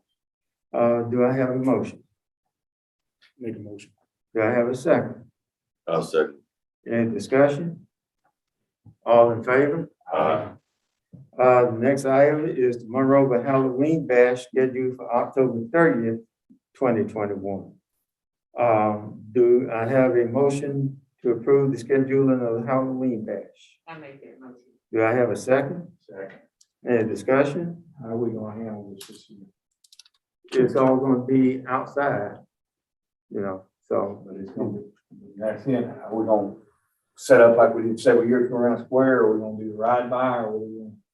Well, we'll wait till we see the numbers as we get closer. The main thing is setting the date, getting the decorations up, getting everything done, but I'm sure that the state will come out with guidelines at that point that we will have to adhere to. And at that point, we will work according to the guidelines of the state. Okay. All right. Any other discussion? All in favor? Okay. Next item on the agenda is the Christmas decorations / Jubilee for $2,586.33 with shipping. Do I have a motion to approve the purchase of the Christmas decorations / Jubilee? I'll make a motion. Do I have a second? I second. Okay, questions? Being none, all in favor? Okay. Okay, the next item on here is when we were talking about the fireworks going and Freedom Fest 2022 contract and date of July 4th. If rain, July 5th. I can see where we can approve the date, but since it's over 15,000, we gotta have another vote on the contract. So we want to proceed with approving the dates for the July 4th celebration. It's actually to set the date. So Right, okay. So do I have a motion to set the dates for July 4th with rain date of July 5th? Do I have a second? I second. Okay, any discussion? All in favor? Okay. Next item is the Grand Illumination Winter Market set for November 18th. Okay, with a rain date of December 3rd. So do I have a motion to set the date for the Grand Illumination Market, November 18th? Make a motion. Do I have a second? I second. Okay, any discussion? All in favor? Okay. Next item on the agenda is item C, approval of telecommunications franchise fee agreement, which was discussed earlier. So do I have a motion to approve the telecommunication franchise agreement? So move. Do I have a second? Any discussion? We're looking at more detail. I would think so. That's just my, I'm not gonna vote for it. Is there anything in there about if he doesn't provide additional revenues, have any clawbacks? No, sir, there was, nothing in there. If you want to table it, I can get him on the conference call, the next council meeting. And see if somebody else offers the same service and see if somebody else has used this service. I'm not, when we were there at the meeting in Huntsville, I didn't know of anybody else that, offered that service up. So, well, At least find out from some other Yeah. city that has used this, and if there's been a right. positive from it. Yeah, well, I can go back and set him up on a Zoom or conference call next council meeting and, have him go through and present to you. I know the cost is not to exceed $8,000, but you got a consultant, $300 an hour, attorney, $445 an hour, legal assistant, $200 an hour. So if all of them go to work, that's $945 an hour. So, you know, and, well, The biggest thing I'm not aware of anybody doing this, I think it was kind of new to me, it's all without any more thinking, thought about it. Yeah. But that, you know, all, when we got up there and got into the discussion of it, and it was, as a matter of fact, and going through and having discussion about, updating our IT and getting all of our email addresses and servers and all that, corrected out. Even Sam made a comment that we were losing money on franchise fees. So I don't know, I was set up for us to do a Zoom call, a conference call, or web with this gentleman at the next council. And, But that, now, he can be able to give us names and us be able to document it at that time frame. names of references. Yeah, references. Well, when I contact him, I'll ask him. But I mean, that wouldn't help us any of that point if we don't have that. Right. I will ask him for that. And, That's, the whole point of the conference was it's such a complicated process to do the telecommunications franchise contracts. We get taken advantage of. well, like we're doing pretty good though. We're getting $100,000 a year. Well, 50 something of that's from the water and sewer. That's good. Now, we, gas company? That, I do not have. They're in dividend. Okay. okay, that's what I'll do. I'll go through it. I have him in the next council meeting, have him set up a Zoom conference call. And I ask him to send me references before we get there. Okay? Yeah, we'll table item C for the time being. Okay, item D, approval for the air conditioner at the community house. Like I say, I recommend, we already got the infrastructure there for the split system. We go back to the split system that saves us almost $2,000. So The gas is pretty quick, the quicker recovery heat wise. Yes. Dealing with that side. and so this proposal was offered by Conrad Watson Air Conditioning. So Can I ask a question? Are these like typical units or is this, or one of these a mini split system? It's a big unit. For the front? But in Gas, you know, it's kind of mini split. split unit. Just a split unit. Gas and electric. That's right. So it's basically what we already got, just new equipment, it's not 40 years No, old. 40 years old.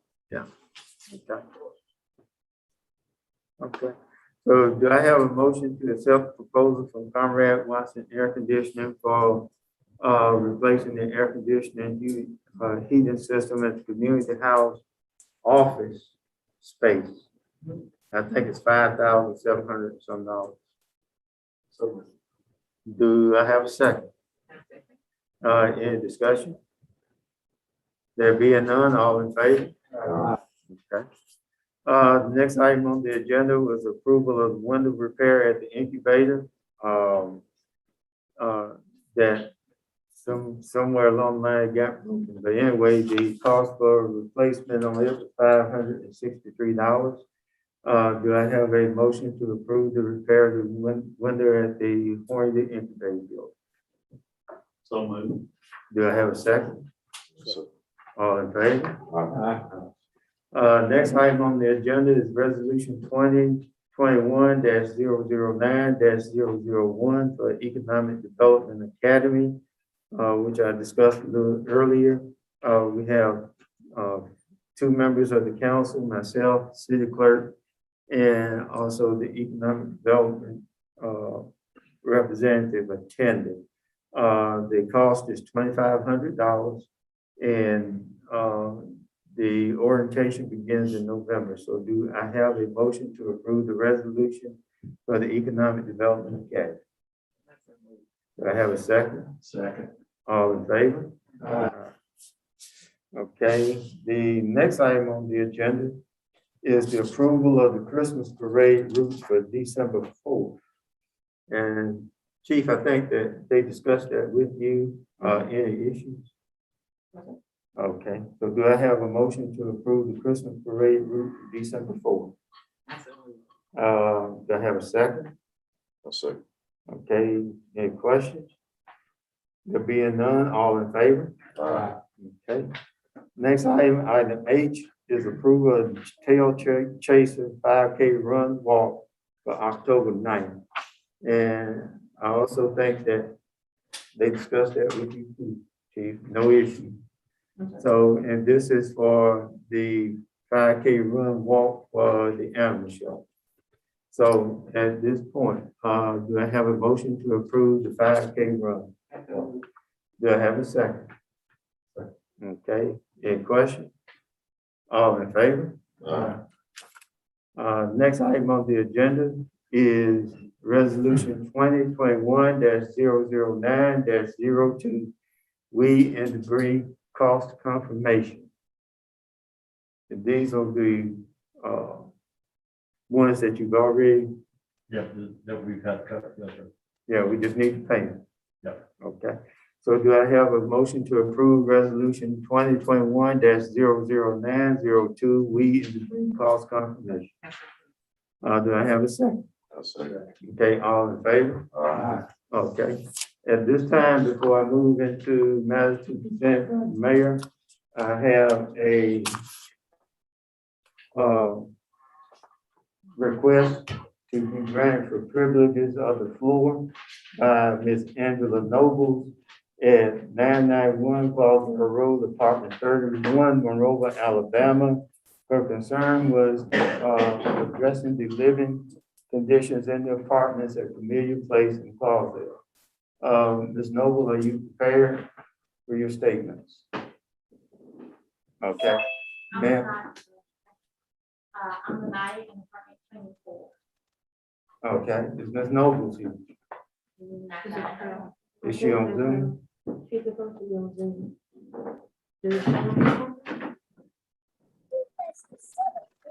Fred, hold on, I can't hear, baby.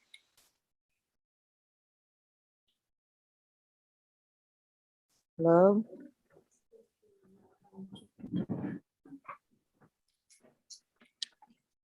Can you hear me?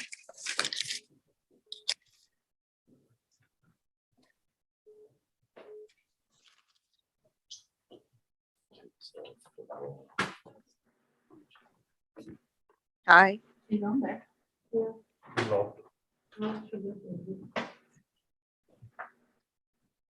Ms. Noble, are you there? Yes, sir, I'm here. I didn't hear anything. I hear you now. Good evening. Can you hear me? Can you hear me? Ms. Noble? Yes, sir. Okay, all right. Let's see if I can get rid of some of this echo. Let me mute my mic. Okay, Ms. Noble, can you hear me now? Yes, sir, I can hear you. Okay, you had gone through and requested to come before. Yes, sir. Hello? Hello? Somewhere. Okay, can you hear me now, Ms. Noble? I can hear you now. Okay, all right. You have a request for privileges of the floor to discuss living conditions in the apartments in Camilla Place and Clausdale. Yes, sir. As we move into this, I assume that you have read all of the rules regarding privileges of the floor. I read some of it. I can't lie to you. I have blurry eyes, so when I read so long. Okay, all right. Well, you know that you will be provided 5 minutes to speak on this matter, and you cannot donate time to other speakers. Oh, Okay. nobody here but me. Yes, sir. Okay, all right. And you also realize there should be no comment during privileges of the floor on the matter for which a public hearing is scheduled during the same meeting. Yes, sir. Okay, all right. And so you're also aware that council members shall not discuss issues raised by public during privileges of the floor. So you will be able to go through and bring your issues before the council, but we do not discuss them during privileges of the floor. Yes, sir. Okay, all right. You may proceed, ma'am. Yes, sir. I just want to bring it to y'all attention. A lot of things that's going on here in Camilla Place. It's been going on for years. I've been trying to get help since I've been here. Just a lot of stuff. We have infestation of cockroaches. We have mice. We have had snakes. So much electrical problems. I've been facing light bills just over $500 and up. They claim they're fixing things, but they're not. I've complained to the Section 8 program. They have failed my inspection for the last 4 years, and I can't get Miss Tanika, the lady that's over Section 8, to come out and check behind them. They telling her that they are fixing things, but they are not. I've been told I need to just find a house and move. I've been trying to find somewhere to go, but I can't find anything and can't do no better right now. I've been on the hardship program for about 7 years, maybe longer, when Miss Barbara Turner had the program. I've been on the hardship program just that long, and I'm doing all I can to try to do better. And it just don't seem like nothing's moving. We have maintenance men coming in on us, have entered in without notice, not fixing anything. I had food to go missing. I had things to get broken.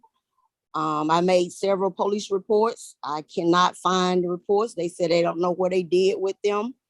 And I was told by the former mayor that the landlord told her that I was the only one that was complaining. And they suggested that I be quiet. Don't say anything because everybody's pointing fingers at me. On that, the mice, all the other tenants that they had reported it over a year before I even saw the first one. I heard the first one up in the attic. So, I mean, I've asked her to get Terminates, I think that's the one, the company, to come out here and check for them.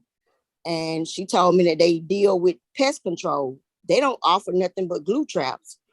We've been buying glue traps enough to buy dinner every day. It's ridiculous. We have no license, no one that knows what they're doing. The maintenance man that quit told me that he didn't even know how to work on electric problems. I mean, out of his own mouth. And it's sad. We had bed bugs. We're dealt with so much stuff here, and a lot of people would come and say something to me. When I tell them, I say, voice your opinion, go tell other people. Ain't nothing I can do. I'm doing all I can. I've written 4-page letters, sent it to Montgomery, I've sent it to Mississippi. That was years ago when Miss Sandy was at Chamber of Commerce. That's just how long I've been dealing with stuff in this apartment. Okay, ma'am. You are familiar in that there, when it comes down to the city, there are certain restrictions that apply to us concerning dealing with private property. And a lot of the issues that you described, it is a city code violation. Then, there are certain things that we can do regarding violations of city code. And I think that our city inspector has been down there and has put them on notice of certain code violations. Now, some of the other things there on which you described, the city doesn't have any authority over. However, we have responded, and as a matter of fact, recently, I think you are aware of our city code officer coming to Camilla and looking at certain aspects of the things that you were talking about, and he has addressed them with management. Yes, sir. So now, the only thing that, as far as I can tell you, is that we can, we'll be able to tell you guys what we have addressed that's under the auspices of the city that we can. And some of these issues that you're bringing up, it may be you need to contact this is just a suggestion that you may need to contact the health department, some other agencies to address those. But wherever falls upon the city purview, our code officer will inspect and put them on notice about having proper repairs and whatnot made. And that would be about as far as we can go. And I'll try and get you, I think we can provide you a list with the recommendations that were made to them that need to be addressed. And the other issues there, ma'am, if it's not violation of the city code and it is private property, I don't see where we don't have the authority to enforce. Well, I did contact the health department several years back, and they told me that it was out of their jurisdiction. Well,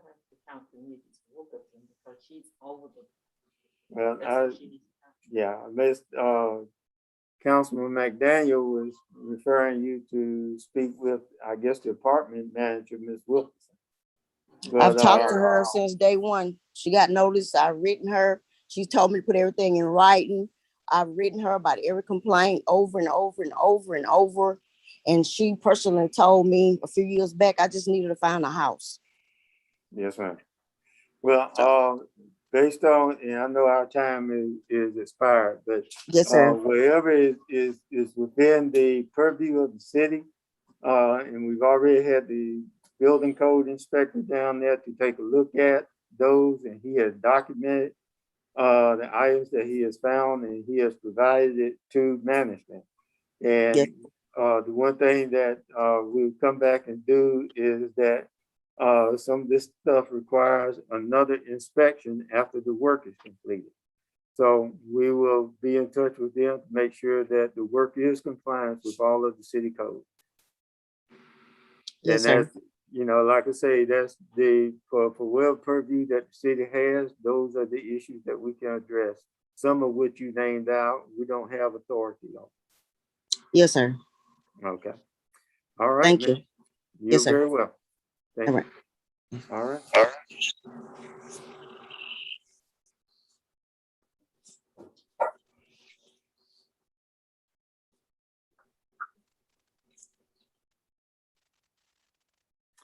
Okay. All right.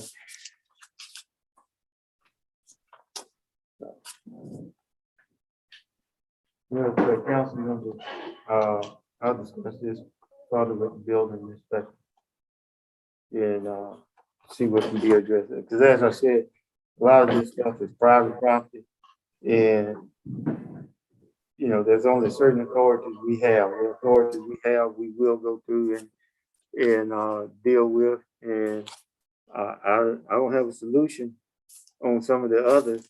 Then she may have to contact an attorney. Okay. I'll do the right thing. Yeah.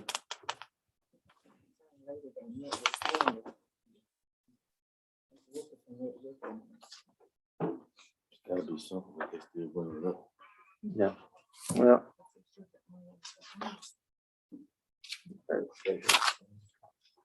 Well, I appreciate y'all coming, but we do have a policy about privileges of the floor.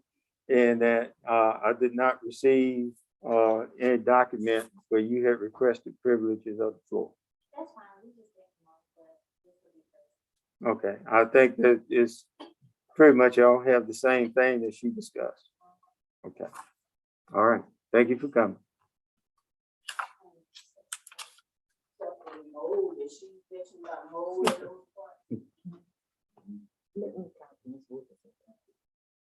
No, my building inspector says she didn't mention anything about mold.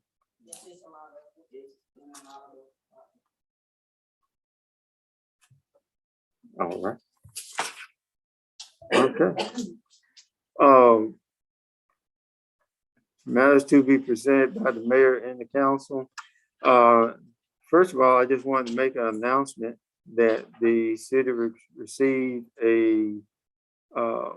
was awarded the TAP grant for the sidewalk project that we had went through and discussed in the amount of $640,000. So I think that's going to go a long way. Like we were talking about putting the scooters in, they can go from here all the way to McDonald's if they want to, and come back up the bypass. So, you know, they can pretty much get a tour of the city. Them scooters on, right? Be able to run them scooters on now. Yeah.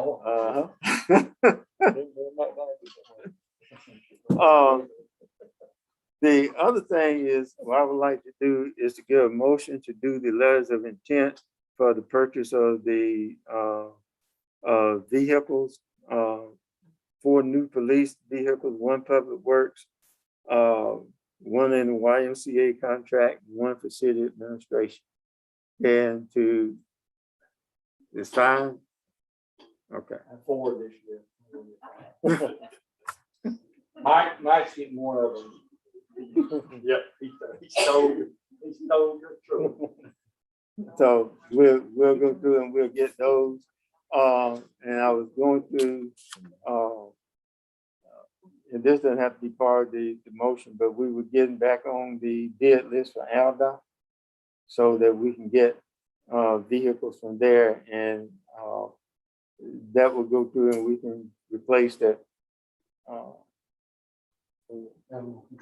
animal control and replace that Dodge out there. We can get real good vehicles there. So do I have a motion to authorize me to do letters of intent for the purchase of, I ain't gonna say we'll get 5 million, but we'll put in a letter for 5. Okay, do I have a second? Second. Okay. Questions? There being none, all in favor? All right. Great. Okay. All right.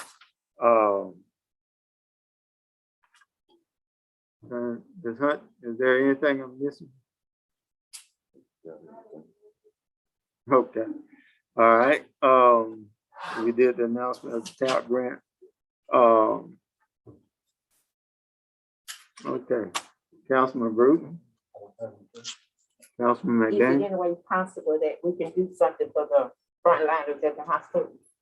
You know, like maybe snacks. I noticed everybody been sharing stuff. I mean, don't we need to do this? The frontline, don't. If you personally give money, you're more welcome. I know you can, Right. but would y'all like to donate so we can carry something to the hospital for the frontliners? Maybe wait till like next council meeting, because they've got, I've seen, you know, they've got a lot of stuff. So maybe we could do it in Maybe summer. next council meeting or something, if we could just bring some. Some goodies. I took a big box out there already. Oh, you did? Oh, well, he has already Right represented them. So you've already represented them. I took a whole box out there. Oh, okay. Yeah, left it with Dr. Brown. He came out, he took pictures of it. Okay. And you know, Mike, you put in the paper that when you put your mask on, you need to put it over your nose, do not get your mouth. So I've seen people say, you know, like just over the mouth, but it should be nose and mouth. Am I right? Just think that's the way they wear it. So what? That's just, they refuse to wear it, right? I have to say it 1,000 times a day at school. Put it over your nose, put it over your nose. And I wasn't here at the last meeting, at least I couldn't zoom in. But did you ever get your $1,500?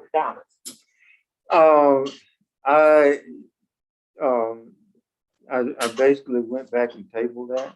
And, you know, I think that what I was trying to do was trying to get authority to spend up to a certain amount of money in case we needed to do it without having to come back to the council on small amounts. But, we'll table that for right now until I can get further clearance from the League of Municipalities. No. Can't you use the credit card to do some of that? No? Yeah, I guess we probably could, but you know, I would still like to have some operating guidelines in there from the council so that, you know, didn't look like I was getting It seemed to me on the outside very thin ice to be walking on, no matter what, even if it's all in good intention and all situations, and all expenditures supposed to be approved to the council. Yeah. I was gonna question, what times does this become an issue? I've not heard this come up before. That's one of the questions. If I was in your position, I understand what you're looking at. But, Yeah. Still. Yeah. Well, you know, like if something came up and it wasn't an exorbitant amount, instead of having, and I needed it then, instead of calling a special session, you know, I could do it and advise the council, keep the council in the loop on, you know, what was being done, as long as it wasn't an exorbitant amount. And after checking with the clerk that the money was there in the budget. But, you know, I'm gonna wait and get some more clarification from the league on it before. How can we get the city employees to take their vaccines? Or maybe, did you have a meeting at the community house with them? How did it go? We got everybody in that did the training. I only think we got, 2 vaccinated? Yeah, I think we got 2 vaccinated. And the others, you know, that hadn't already been vaccinated, there's still a lot of misinformation out there. So, you know, it's like I told them, I can't mandate you be vaccinated, but I can mandate that you wear the mask. And that's what the policy reads. Okay.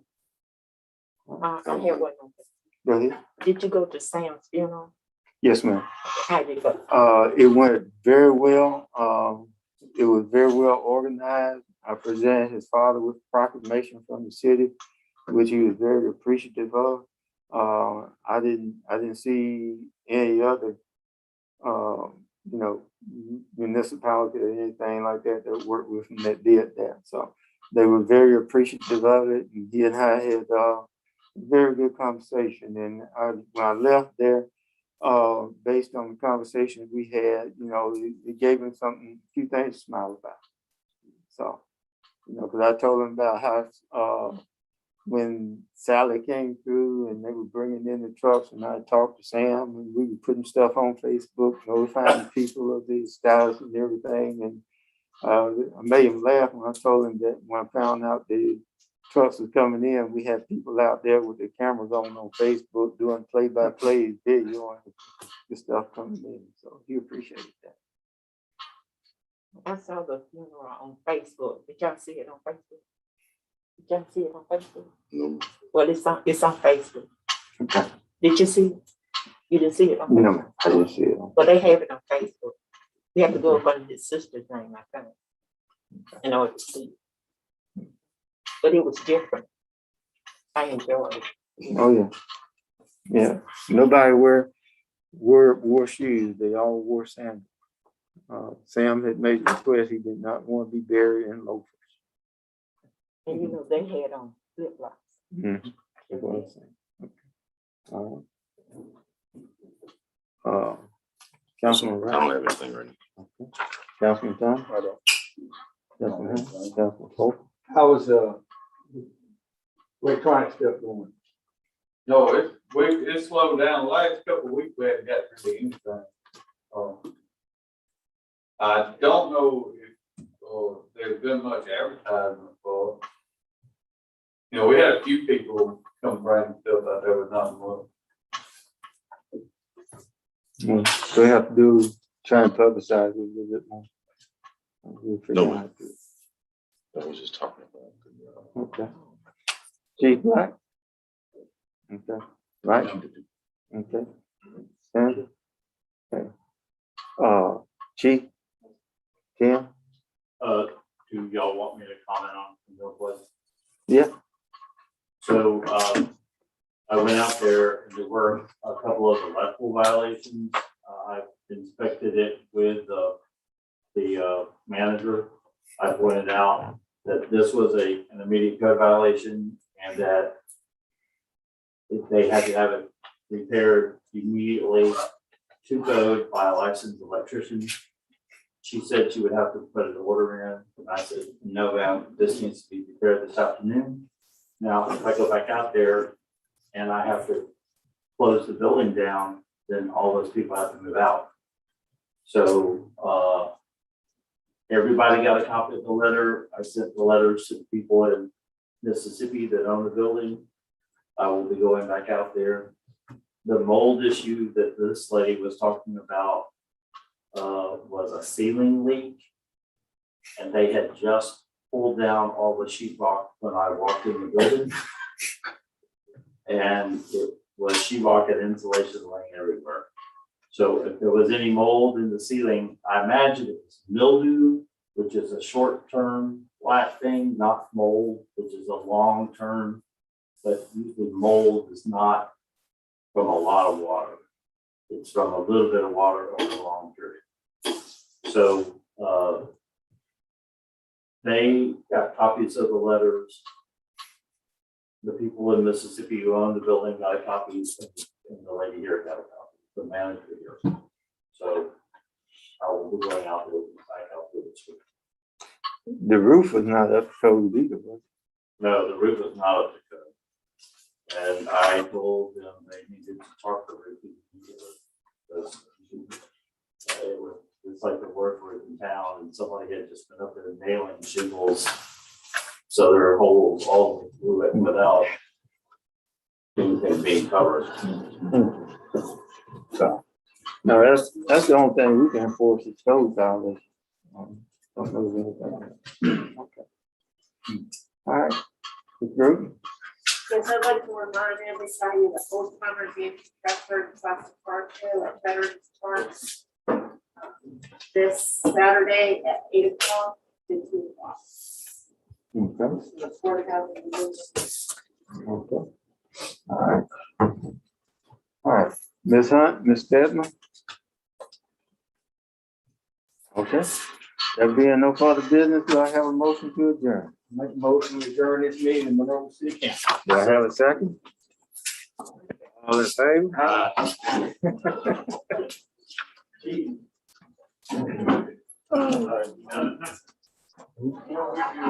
Good.